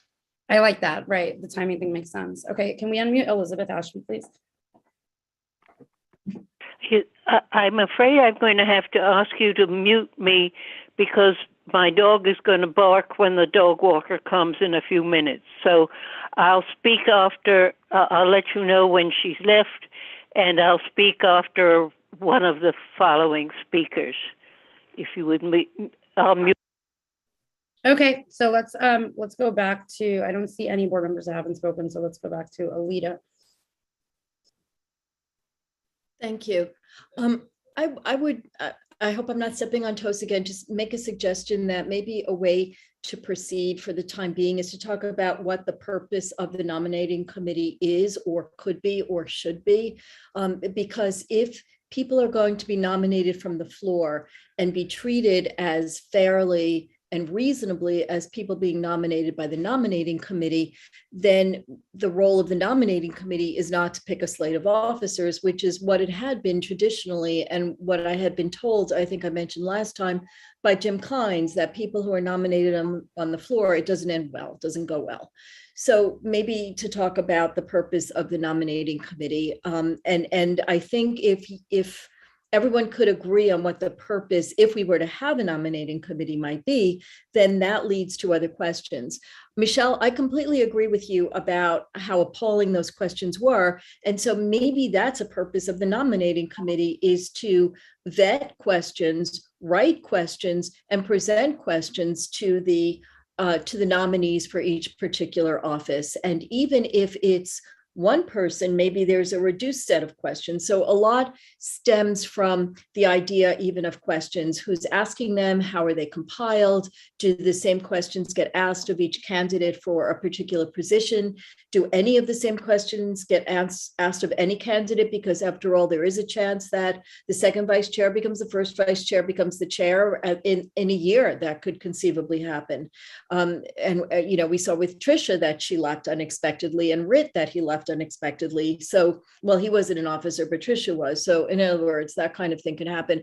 I'd also like to urge a consideration of the work that we did so seriously last time on civility and decorum and respect, that maybe either it be specifically noted that it applies in elections, or perhaps there might be other rules that apply. Because one of the things that struck me about the nominating committee was that there was, when I was at the end of my term as chair, was that there were still a nominating committee, obviously, and that campaigning was done before the nominating committee convened, so that there were people on the nominating committee who already had allegiances to particular candidates. I could be wrong about that, but because it was confidential, but I understood that to a degree. And then, and also whether people can feel free to change their votes. Those are important points, I think, in an election. So without expressing opinion, I guess it kind of does express my opinion, but I just think that we should have a conversation about campaigning rules, as there are with debate rules for federal elections and other things, so that people know what to expect, and people know how to campaign, because sometimes the stakes are high and sometimes people are really caught up in it. And one more thing that maybe Will, you could bring back, or anyone could bring back to Russell and Vanessa, please, the trivia night is such a way for people to get to know each other, because I completely agree with Taina and the new board members. There has not been an opportunity, not only for them to get to know us, but for us to get to know them. And one of the things that I enjoyed so much, and it's hard to say this, when I was campaigning for chair, was my conversations with each board member, whether or not we agreed on every single issue. And I dare say no one ever agrees on every single issue. I really enjoyed getting to know the board members. Everyone had something very interesting about that background. In Hollywood, interesting is a euphemism for horrible, but in my world, it's not. People are really, they were really interesting. They were stimulating to talk to. They had great backgrounds or great jobs or great points of view. And there is such a shortfall, such a terrible, terrible deficit in so many aspects of our lives. But in this context, where consensus is important, where getting to know people is important, so you don't just see people as opposed to bike lanes or in favor of bike lanes, or opposed to the open restaurant program, or in favor of containerized trash, for instance.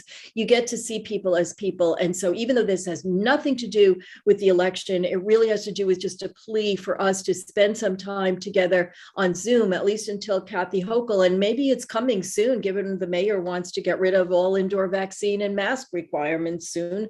Maybe we'll be meeting in person again, but I think it's really important to get to know each other. So I will get off my platform and stop with that. Thank you, guys. I need to mention I was so sad that a lot of the people here didn't come to the trivia night.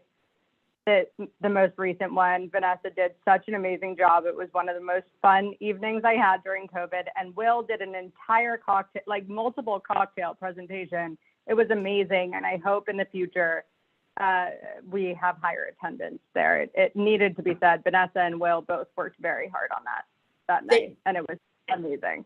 They did, and it really matters. And so did that cocktail evening at whatever that bar was on 74th Street or something. It really matters to get to know people. And I think some of the maybe the angled parts of what we're saying might have less resonance if we got to know people and saw and just met people. No matter how much you may oppose someone on a particular point, they may be someone that you end up really close with despite that. And while you would never know that from Zoom. So anyway, that's my 2 cents. But I think talking about the purpose of the nominating committee and thinking about the other aspects of it, because if people are nominated from the floor, as I think a lot of people have indicated should be, and if they're not treated as second-class citizens, which also people have indicated they should not be, then what is the purpose of the nominating committee? Maybe we should think about it being an election committee, the way they have on other boards, where they run the mechanics of the election, and maybe there is a basic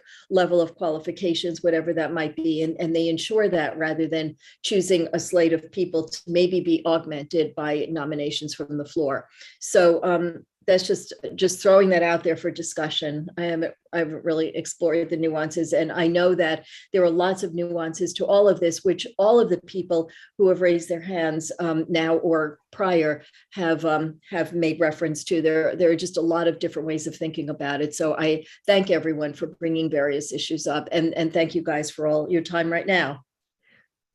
Thank you, Alita. I think just to like touch on a few things that you said, and also Rebecca, what you added, I think we have to also, again, giving my perspective as we have a variety of ranges of years of service on the board amongst these three co-chairs of this committee, right? And so just to, again, continue to give my perspective as a board member in their first term, I think like the reality, like you are right, Alita, I think that if the governor, lifts the order and we go back to in person, I think many of these things can be solved for. I actually would argue that a social, and Vanessa, thank you for planning it. I attended the one you did the first year, and I didn't attend the one the second year because frankly, I'm zoomed out. Like I'm just zoomed out. I'm on Zooms all day with clients. I'm on Zooms for these committee meetings. I'm on Zooms for the full board and land use. And so I try my best to meet people in real life in person as much as possible. But I recognize that like many of my fellow board members might not be comfortable with that just yet, right? And so, I think that until we go back to in person, it is really hard to replace just not even social interaction at a bar or playing a game, but just like being in a room with your colleagues and being able to turn over to someone and ask a question or just sort of, sitting next to different people at the different full board meetings. I'm really not sure how we can like reinvent that piece when we're virtual. I'll just be honest. Like I attended a lot of community board 8 meetings back in the day when I covered this board as a liaison to a local institution. And I can tell you that sort of feeling that of that energy and sort of the interaction with board members, I don't think it can be recreated virtually. I really don't. If we can unmute Elizabeth, who I think is back now, and maybe her dog is done barking, I believe. Yeah, what I have to say may sound trivial, but I think that one of the things we should do is change the name and say it is the election committee, because I think we don't have a nominating committee to develop candidates, promote candidates, decide who the winner is. I think that an election committee is there to facilitate the election, and I think one of the things that they quite rightly mentioned was having the chair conduct the full board election because the previous chair could be running, and I think it's a purpose which everybody has been talking about is to make sure that the members of the board are well informed about the eventual candidates and that the candidates have an equal opportunity to present their case. And so I think that is more running an election than nominating candidates. Thank you. Yeah, I think that's an excellent point. And again, I don't want to do too much like one-off responding, but that is precisely how I felt very strongly about that in my first year and during the first election. Again, and the only reason I didn't feel that way is because I was on the nominating committee. But had I not been, right, when we vote in our local elections, and not to compare it because it's not the same, you get a guide in the mail that gives you the names of all the candidates running and their bios and their affiliations and a picture and as much information as is in that. I'm forgetting, is it NYC Votes that does that? Somebody jump in and tell me what organization does that, but I don't even know. I don't think it's the Board of Elections, but you can make an informed decision if you want to read that whole damn booklet, right? So I think some version of that where we ensure that we're at least providing every member of the board with like equal levels of information, regardless of how long they've been on the board. I think would actually be enormously beneficial, in particular for newer board members. Can we unmute Vanessa? Well, Rita. yeah. So. The one thing I want to say is that I just, before we go on, and hopefully we can wrap this up soon, because I think what I first see is that we'll put our heads together and come up with some of we've got a lot of suggestions from everybody about things, and we'll look at what a nominating or elections committee could look like. And then we'll look at it without any kind of committee and what that would look like, and the best case scenarios. And then we can have further discussions and get into the substance of it at our next meeting. So, I mean, that's the way I see us, my thought anyway, as I see us proceeding. So we can move this along a little. Go ahead, Rita. I guess we have three more people who want to talk. I wholeheartedly agree with both Elizabeth and with Chuck. The idea was that just if we can all agree on one thing, prior to this year, the nominating committee picked the slate from whoever was nominated. And the problem is that we didn't want 7 people to pick the members of who are our board. And so that's a fair thing that 7 people don't pick it and that we all pick it. So can we eliminate one thing that the election committee, the nomination committee will not put forth the candidates? That's one way, that's one level that we can dispose of. That is the sticking point. This is why we are here today, is because Gail Brewer and there were people on the committee with me who Gail Brewer said 7 people should not pick the board. And we agreed. We agreed that we would put every name forth. However, that's not how it came out. And that's why we're here today.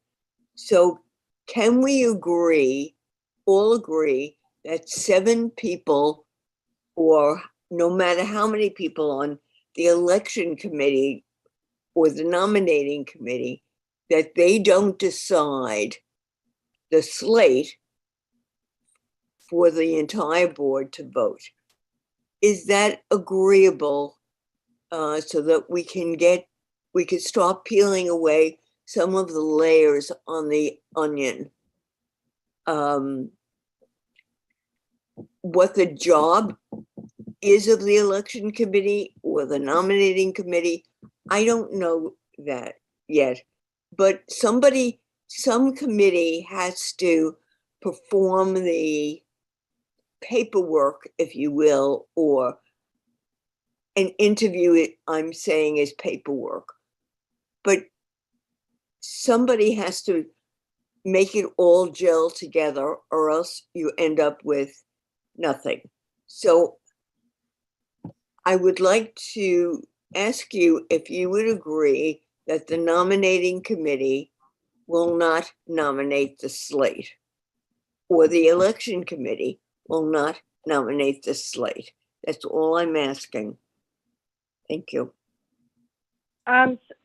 Again, sorry, I'm not sure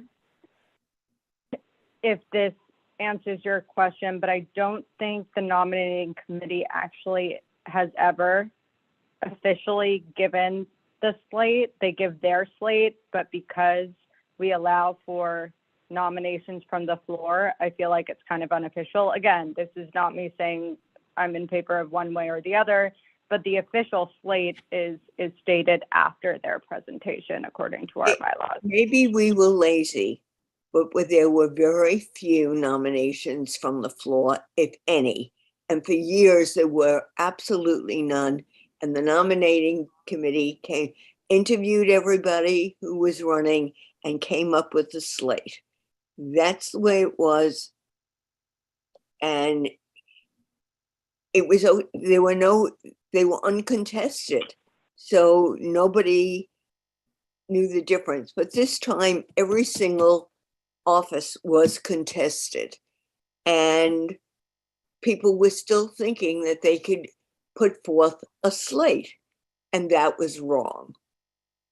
And so what we're doing here is trying to correct that so that it is fair to everybody, and not just the voice of 7 people. That's all. So that understanding, Rita. Oh, wait a minute, we're not gonna, let's not, can I just say, Rita, what we're gonna do is we're gonna put together certain alternatives. And I think one of the alternatives may be that, but another alternative may be that the nominating committee comes up with a slate and does handle it a different way. And we'll discuss all of that. But we're not ruling anything out. We're gonna try to get alternatives that we think make sense and let the group discuss it. And so that's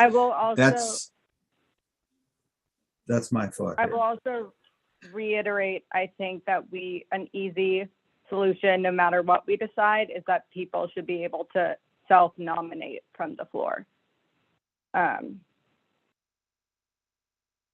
So I'm just going to jump in because I really do have follow-up questions for Rita. Rita, can you, she's still unmuted? Yes. Okay. So just so that I'm understanding correctly what you're suggesting, are you suggesting the election committee, whatever we call it, do the work of ensuring that the entire board is informed about who applied and has the bios of everyone and ensures, right? And does everything but presenting recommendations for who to vote for. And that then at a full board meeting, would we know in advance as members of the full board, not on the nominating committee, who is interested in running for each seat? Or I'm just trying to understand what that would logistically and operationally look like. To be very honest, I think that is putting the thumbprint of the nominating or election committee on reading everybody's resume and so on and so forth. I think that the board, the whole board, the 50 people have the right to hear what everybody else is hearing, just as we do in a regular election. We hear what all the candidates say and we make up our mind and we vote.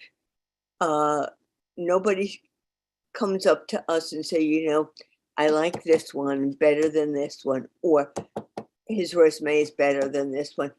The nominating or election committee should not have any prejudice, it's not the right word, should not have their thumb on the scale for any part of it. Haven't gotten that far, but all I know is that I don't see that 7 people should decide who should run for office, even though the other people's names were put out. It is, we like this one, but we really didn't like this one, but you could vote for whoever you want. That's prejudice. So that's what I'm trying to eliminate, is the prejudice. How we get to a non-prejudice thing, I think we have to do it a step at a time. But I think this committee is on the right track. And I thank you for allowing us to voice our opinion. Thank you. Okay, I still have clarifying questions, but I think in the interest of time, let's move on and let's unmute Vanessa, please.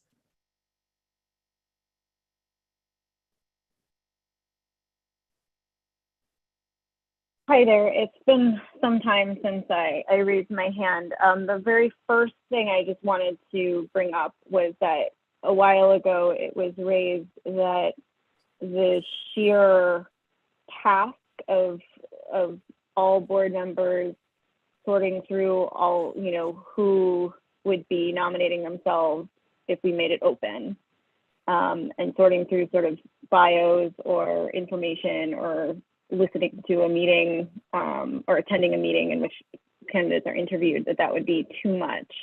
And I just want to be add some skepticism there, or put some skepticism there, because we are charged, the land use committee is a perfect example of a 50-person committee in which we are given really important duties that affect our city and a lot of information to go over, and yet somehow we all manage to take in the information, talk to others about decisions, and come up with what the choices that we need to make on our own to vote in the land use committee. So to pretend like that's not something that we would be able to do for an annual, you know, for who would be our board executive, or sorry, our community board executive board for 1 year is just kind of crazy to me.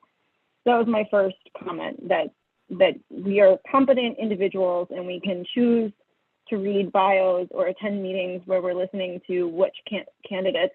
We can choose to inform ourselves if given the opportunity, so that we can make informed decisions. Right now, we are not given that opportunity. Only 7 people are given that opportunity. And I think that's where the crux of this debate comes down to. So this is to get to the central, not argument, but the central issue for debate, I think, is what is the purpose of the nominating committee. I think some people think it is their purpose to get all of the information and synthesize it and make a decision for a 50-person board. I disagree. I think that if there is any type of committee, whatever we call it, that their usefulness would be in helping administratively create a process so that everyone on the board has access to the information in order to make an informed decision. Whether or not people read all of the bios or listen at all the meetings, that's not something we can control. That's all of our meetings. But right now, as a voter, I don't have the option of finding out who the candidates are or why they're running or what's important to them unless they are nominated by the floor, and then we have some other process. It's not a simple process to nominate from the floor after the slate comes out from the nominating committee. That's crazy to say that that's a simple process. Again, I've been through the nominating committee process. I'm not a sore loser. I'm perfectly happy with the candidate and the job that they are doing who came out of the panel. But it was a very disorienting process to have gone through an interview and then at the next meeting hear that someone else was selected and have no reasoning behind it.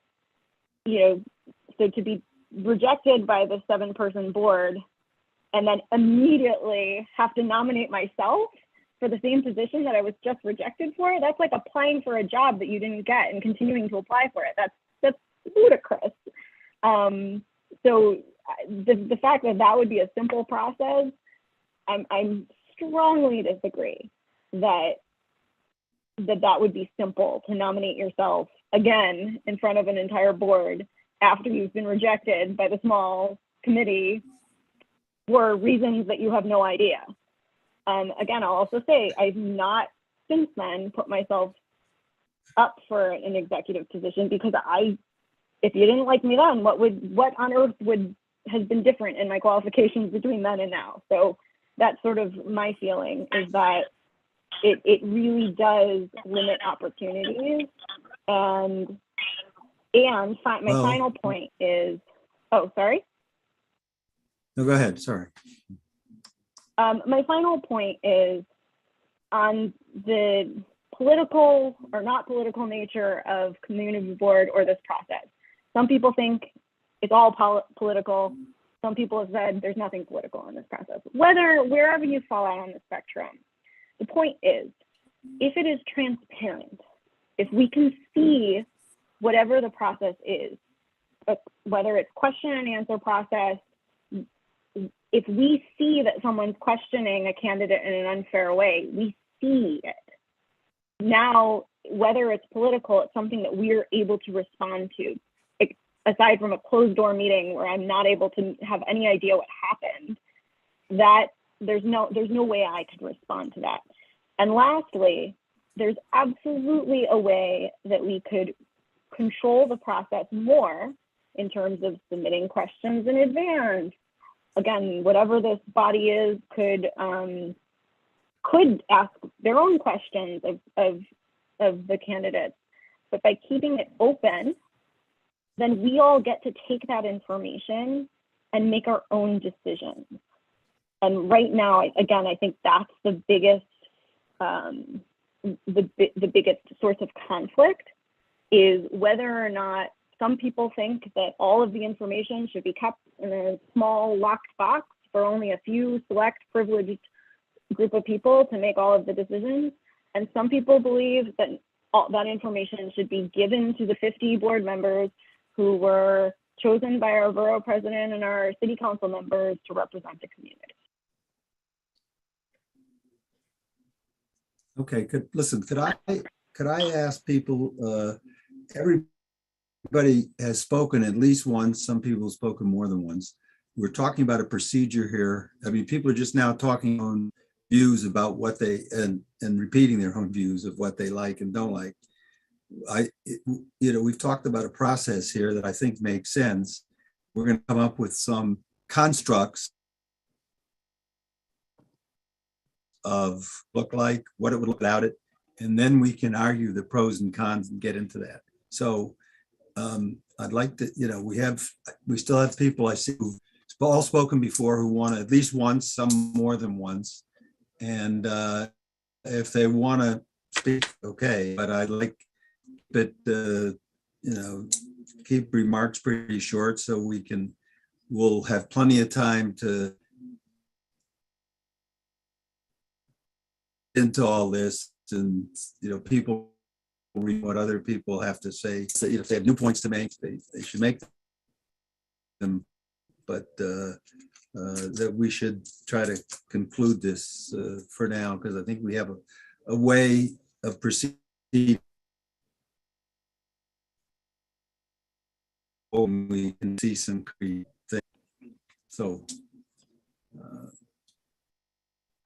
I will also add, I hope we many of the people here who have spoken will join the committee. We plan on having many more meetings to figure this out. Chuck, I don't know if everyone's having this problem, but you were breaking up quite a lot. Sorry.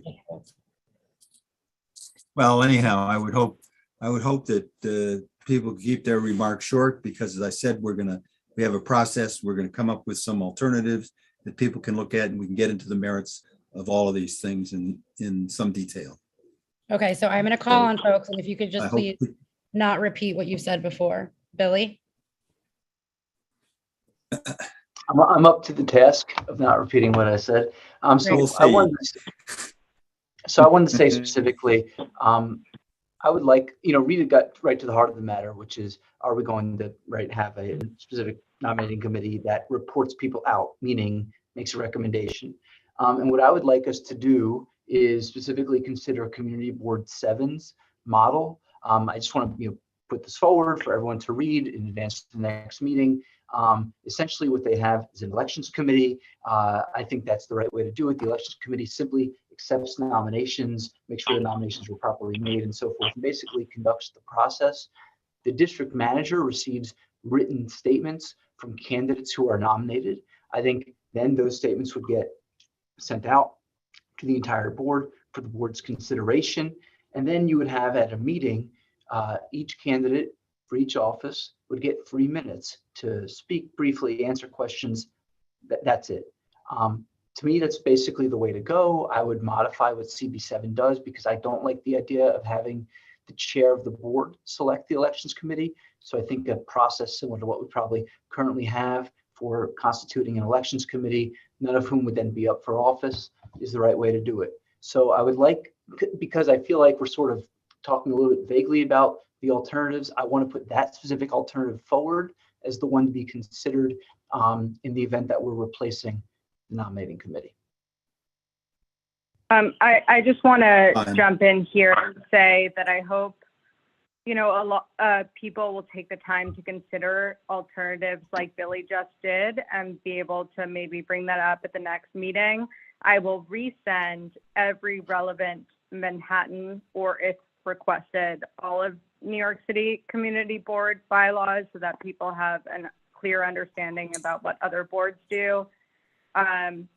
Personally, I will say I don't immediately think one board does something better than the other. I think actually, because I have spent a lot of time watching CB7 committee meetings and full board meetings just from work-wise, I don't even know if they're the best board to emulate. No offense to CB7. It's just, I mean, every board member is unmuted all the time. Some people, sorry, my dog is freaking out. Some people might think that's a good idea, but I have seen some very, very disorganized meetings come from them. And I think we should strive to do something unique, whatever we decide, and that it will be the best, because I'm a firm believer that we have the best board in all of Manhattan. So there you go. Yeah, and I was just going to add to that, Billy, like while there are portions of the CB7, like how they do it, there's also portions that I think, like, you want to talk about political, their chairperson appoints the 5 members of the election committee, literally. Well, like I said, we shouldn't do that. So, sorry. Okay, no, hold on, let Billy speak. What did you say, Billy?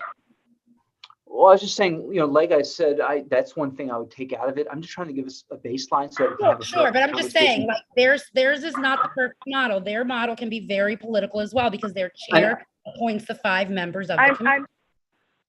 I think this is worth noting that one of the other boards that allows for the chair to come up with the elections committee, for that board, there is a stipulation in the bylaws that says if 10 board members send a letter, the nominating or election committee has to be voted on by the full board. So I think that that's also something to note on that discussion. Yeah, just to be clear, I said we shouldn't adopt that part of it, but I'm just trying to give us something that we can all look at that's concrete, so that we can get this discussion some forward. We'll have plenty of concrete share stuff. PDF with the research We'll of have every single Manhattan community great stuff board, to what look they at. do. So just so we're clear, like we've I shared. read every page of it, but okay. Okay. I'm just saying, like, we didn't come to this meeting unprepared. We literally did the research and have put before you what every single community board in the borough of Manhattan does. So I just to, you know, I mean, I appreciate you sharing, you know, giving feedback on one and sort of and giving concrete examples of how we can change things, but implying that you're going to send something around before the next meeting so that we're better prepared ignores the fact that we literally put so much work into preparing for this meeting and have provided the entire everybody here with a link that we can be looking at. I'm sorry, I'm really not feeling heard right now. My point was not that wasn't sent around. My point was I want us to have something specific that we identify to move forward with. We heard you. We heard you. We heard you. That's going to be one of the alternatives. How many times do we have to keep going over this? Come on, we'll do it. What can we say? Okay, thank you, Chuck.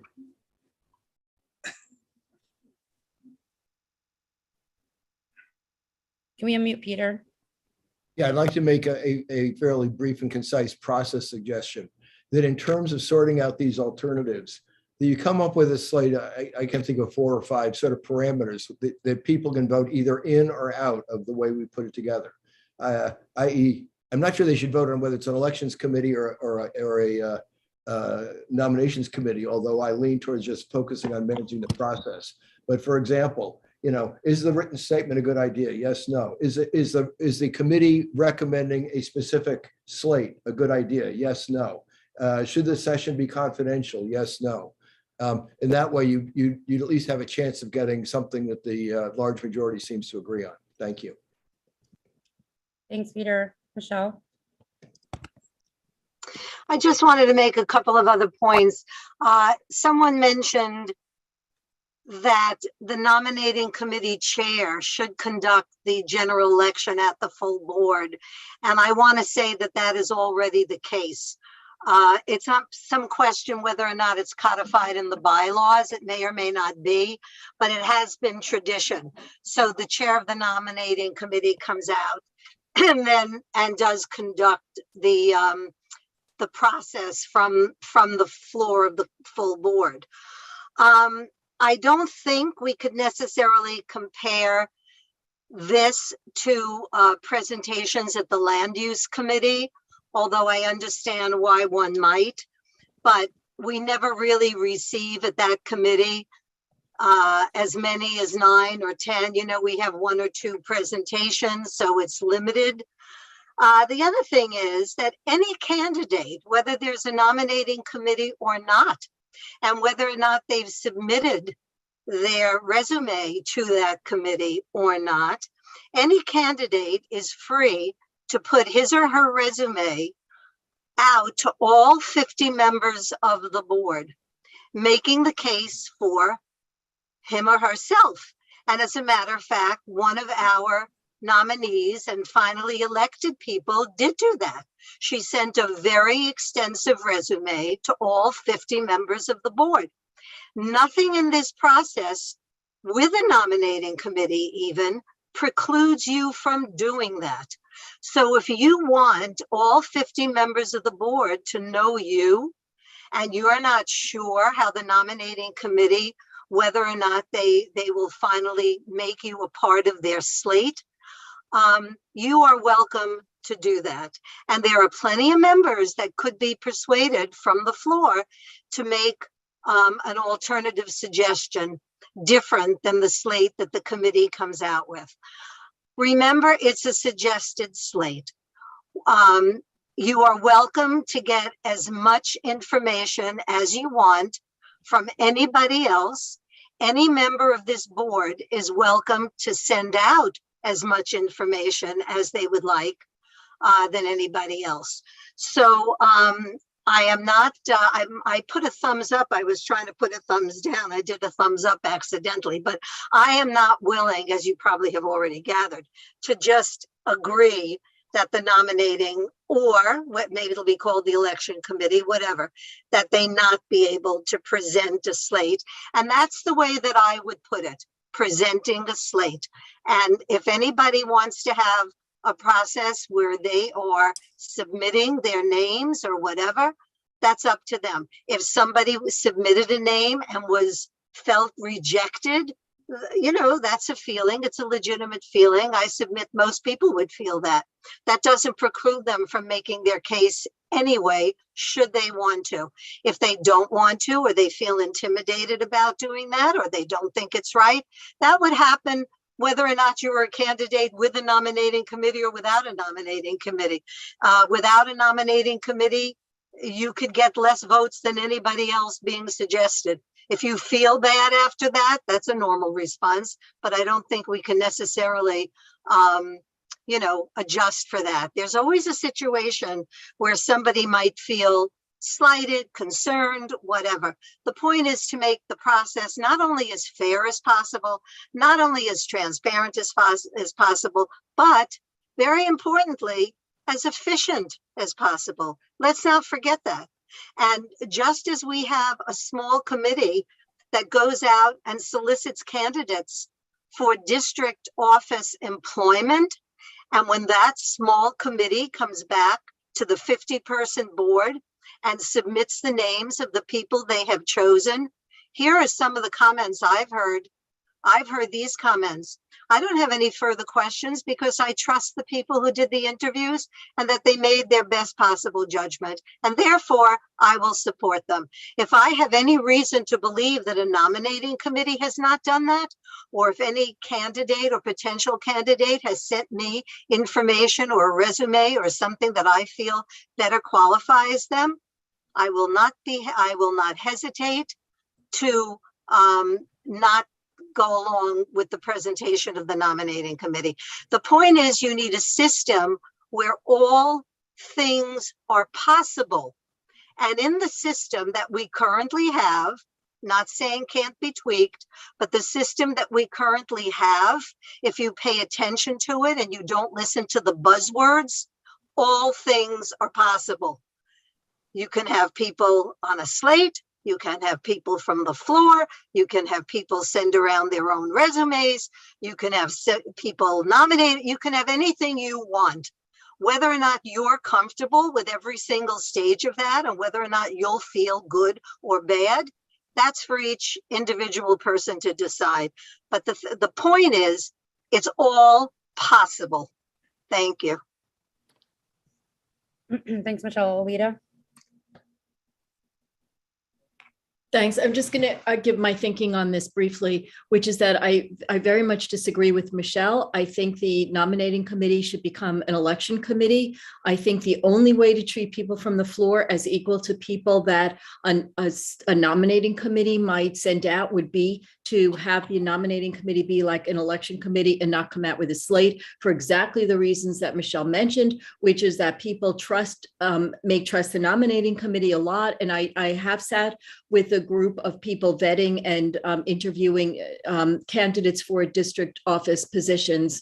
It's a very different kind of situation than asking for the full board to look at board members for officer positions. So I'd like to see as many people as possible run. I'd like to see also questions that are more than 3 minutes being asked of different candidates, because I think having been chair, it is an enormously responsible position with enormous possibilities of sway over the board if you choose to go that way. And I think that given the inherent responsibility and the inherent public nature of the chair position, at least, and the possibility that other officers could become chair, that the board deserves to know as much as possible about the candidates. So that's what I would urge, would be to look at the nominating committee as an election committee, not as a nominating committee, because I don't know that they know any better. If we get all of the information and have a chance to see resumes, talk to candidates, ask questions in an unbiased way, or hear answers to unbiased questions, and the procedures of questions is something also to be debated, then that's what I would call for. I hope this was short enough. Thank you. It was. Thank you, Alita. Again, operationally, I understand. I don't, and I think maybe that's what we get to in another meeting. I'm not understanding what that looks like, right? Because what if 10 people decide to run for chair and 10 people decide to run for first vice chair and every other position? Are you suggesting that we then have a meeting, you and everybody else that has mentioned this as a possible solution, Rita as well? I think this gets to some of, what Billy was describing with CB7. Then what? What if we have, 30 candidates for these positions? Everybody's going to get to speak 5 minutes at a meet. Like, I just operationally, guys, I'm trying to figure out like what that looks like. I'm not suggesting 5 minutes, and I think maybe the candidates for chair have longer, but it might also be that Billy didn't run for second vice chair last time. And Abraham decided to. So people choose to do things for different reasons. And someone may decide not to run if they may be so impressed by candidate A that they might not want to compete with them, and may think that candidate A, who they didn't realize was going to run, should run, and they shouldn't. And you know what? So what if there are so many people running?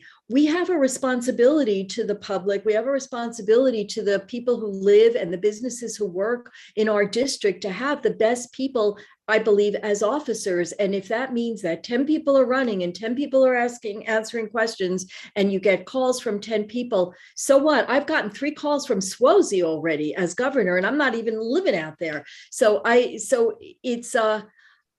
it's just an opportunity, I guess, for a democratic process to work. I am uncomfortable with 7 people choosing candidates that I don't know what they're saying. I don't know the allegiances of people on the board. I don't know if candidates were campaigning before the nominating committee and getting promises from people that they're reluctant or even loath to break.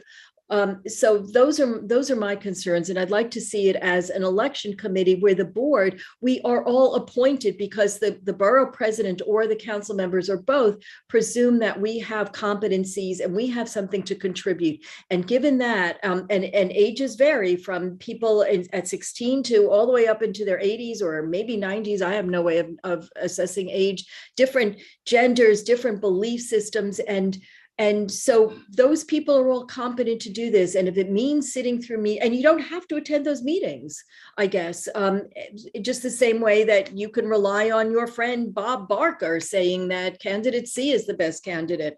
Who knows what people decide and what they look at, but I think having the options is really important. And you know what? This is not being set in stone. It's not, and here I become political, an open restaurants program where they're making it permanent. We could look at it again in a year or two and decide, well, you know what? This needs tweaking. And if that needs to be in the bylaws too, that this is a work in progress. And if we need to reevaluate the way candidates are nominated and the way candidates are elected and the whole election process in another year or two, then we'll have another series of meetings to do that. So it's not something that is set in stone. It's something that we could try. The way the questions 2 years ago were a disaster, that just leads to other thinking about how to make it better. It's a nugget of something to work with.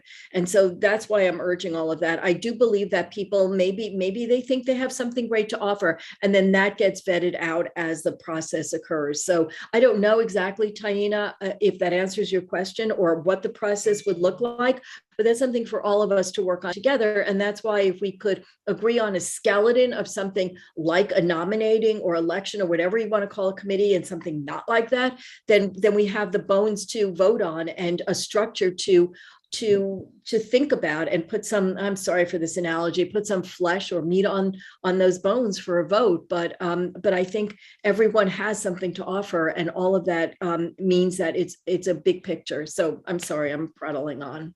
All right, I'm going to call on our last speaker. So Gail, if you could unmute Gail. First of all, I want to acknowledge and thank the committee for the research that they've done. We now have an understanding of how other boards proceed, be it a nominating committee, be it an elections committee. What I think is a possibility here is perhaps a few of us could volunteer to speak to the nominations or elections committee chairs from the other boards. What we really want is best practices. And it may be like a Chinese menu, where we know that we've had some concerns with our own nominating committee process. Other boards may be very happy, or they too may have certain issues with the way in which they move forward in identifying their leadership.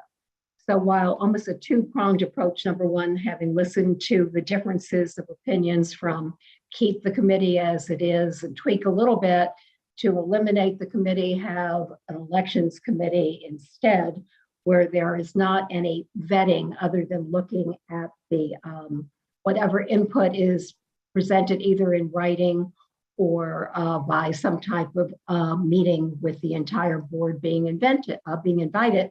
Perhaps what we could do is just get a sense from a best practices vantage point of all of our community boards in Manhattan, just as an example, because going through 50 community boards becomes unwieldy, and each neighborhood has a different personality. But I don't think it would hurt to reach out to the chairs of the other boards, elections, or nominating committees and find out what works the best, and do they have any issues at all? Because then we're not reinventing the wheel.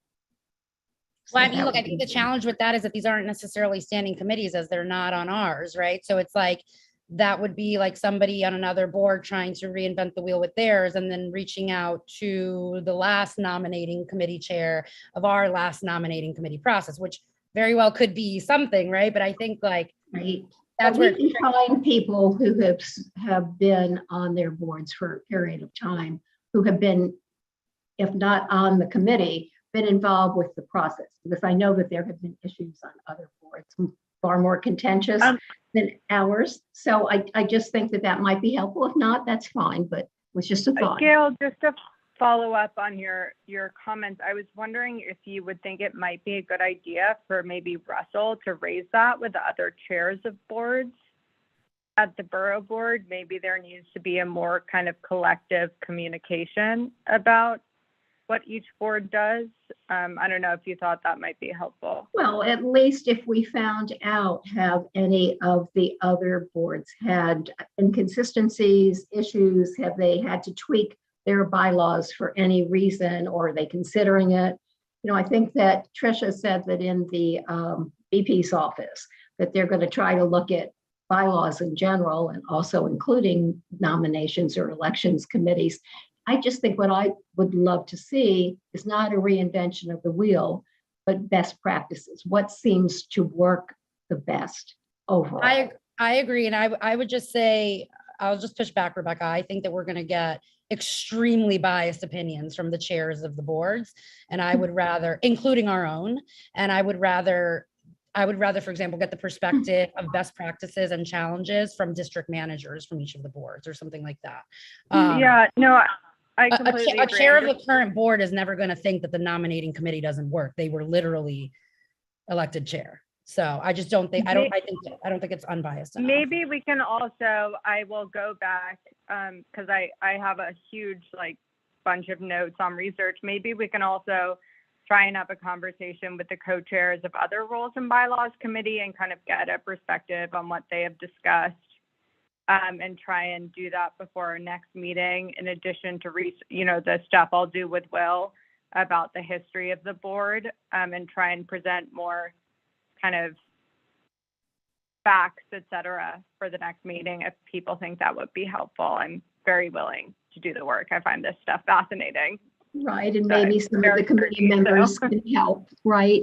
And just so that then there appears to be total transparency within the Rules and Bylaws Committee itself with the co-chairs, because remember at the last discussion, all three presented your personal view that the nominations committee should continue. So I'm not saying that you're not open to change or whatever, but I do think the more that everybody who gets involved in this and the entire board understands that all we're all trying to do is create an equitable, fair process that works, whether it's what we have now or something else. And that's it. Will, is that like a reasonable ask, right? Like if I just want to be mindful, obviously you have a lot on your plate, but do you think it would be a reasonable ask or even helpful if we had you gather from all of the other district managers from the other 11 boards, sort of, because we see on paper how they function, right? We have all that, right, exactly. But if we could have best practices, what doesn't, or I might be missing something. Are you insinuating that we don't all DMs just talk crap about you guys whenever you're not around? No, I'm kidding. We do actually really try to talk shop and get together every so often. It is hard to get all of us together, but I have not actively been engaged in this, and I actually do want to go back and look at it, but you probably have seen a couple of reports lately that a bunch of the DMs across the city were getting together to create this the future of community boards document. Yes, I see puzzled looks from most of you. So no, I have, but I didn't know. I don't know if they talked about it in there. So I want to look at that and see if they did, because that actually may just be like a quick stop. But if it's something that you guys want me to do and can give me like an outline of sort of what the questions sort of we're trying to get to are, I'm happy to talk to the DMs and present without identifying which board said which, present that back to you guys. What we really want to know is almost board satisfaction when it comes to the process. That's really the bottom line. And if there are certain boards that have a process that seems to work and the feedback is positive rather than negative, or there's no negative feedback, let's put it that way, then I think it's a step in the right direction. And then I think our full board will feel that we have looked into this thoroughly. So it's not just what we see written, because what's written is if you look at our bylaws, there's nothing that says that there are any issues particularly. Mhm. And there may or may not be, I'm sure there are in some of the other community boards, and some may work really well.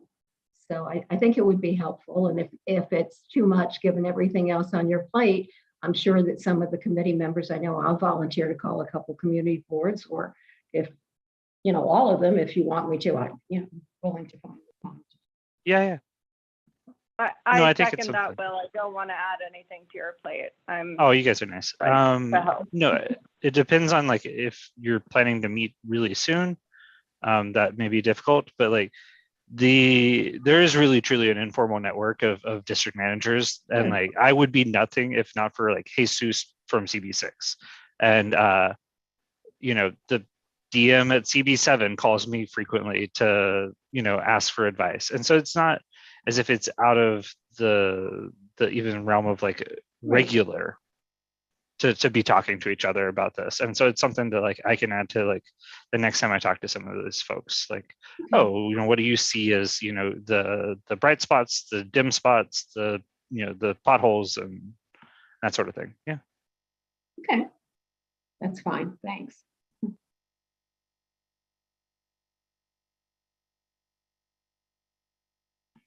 Paz has his hand up. Okay. Yeah, some time ago, the borough president was going to come up with a standard community board bylaws, as a basis. They did Okay. come up with they did. Right. Are they doing the same? Why don't we find out if they're thinking of doing the same for the election nominating committee, or whatever we want to call it? So I will tell you, as I said during the last meeting, the idea for the decorum clause came from her model bylaws. I will say a lot of other boards have revised their bylaws since Gail proposed the model bylaws, and in their revisions, they did, if they had a nominating committee, this is, again, I'm not saying this to lead the conversation one way or the other, but they did not, that was like the one thing that they did not address. I think another thing we can do as co-chairs of the committee is send you Gail's model bylaws, and maybe Mark will have new ones after he makes the new appointments. So we'll follow up on that. But I will say a bunch of Manhattan boards have updated their bylaws after Gail sent that, and they did the only amendments they made were not related to the nominating committee itself. And do we know if they have plans to do for the election quote or / nominating committee, or whatever we want to call it? Are they thinking of revising that? I think it's just again, I only say this from research, not from having talked to any particular member of another board. It seems to me like every board wants that decision to be up to the board itself. Okay.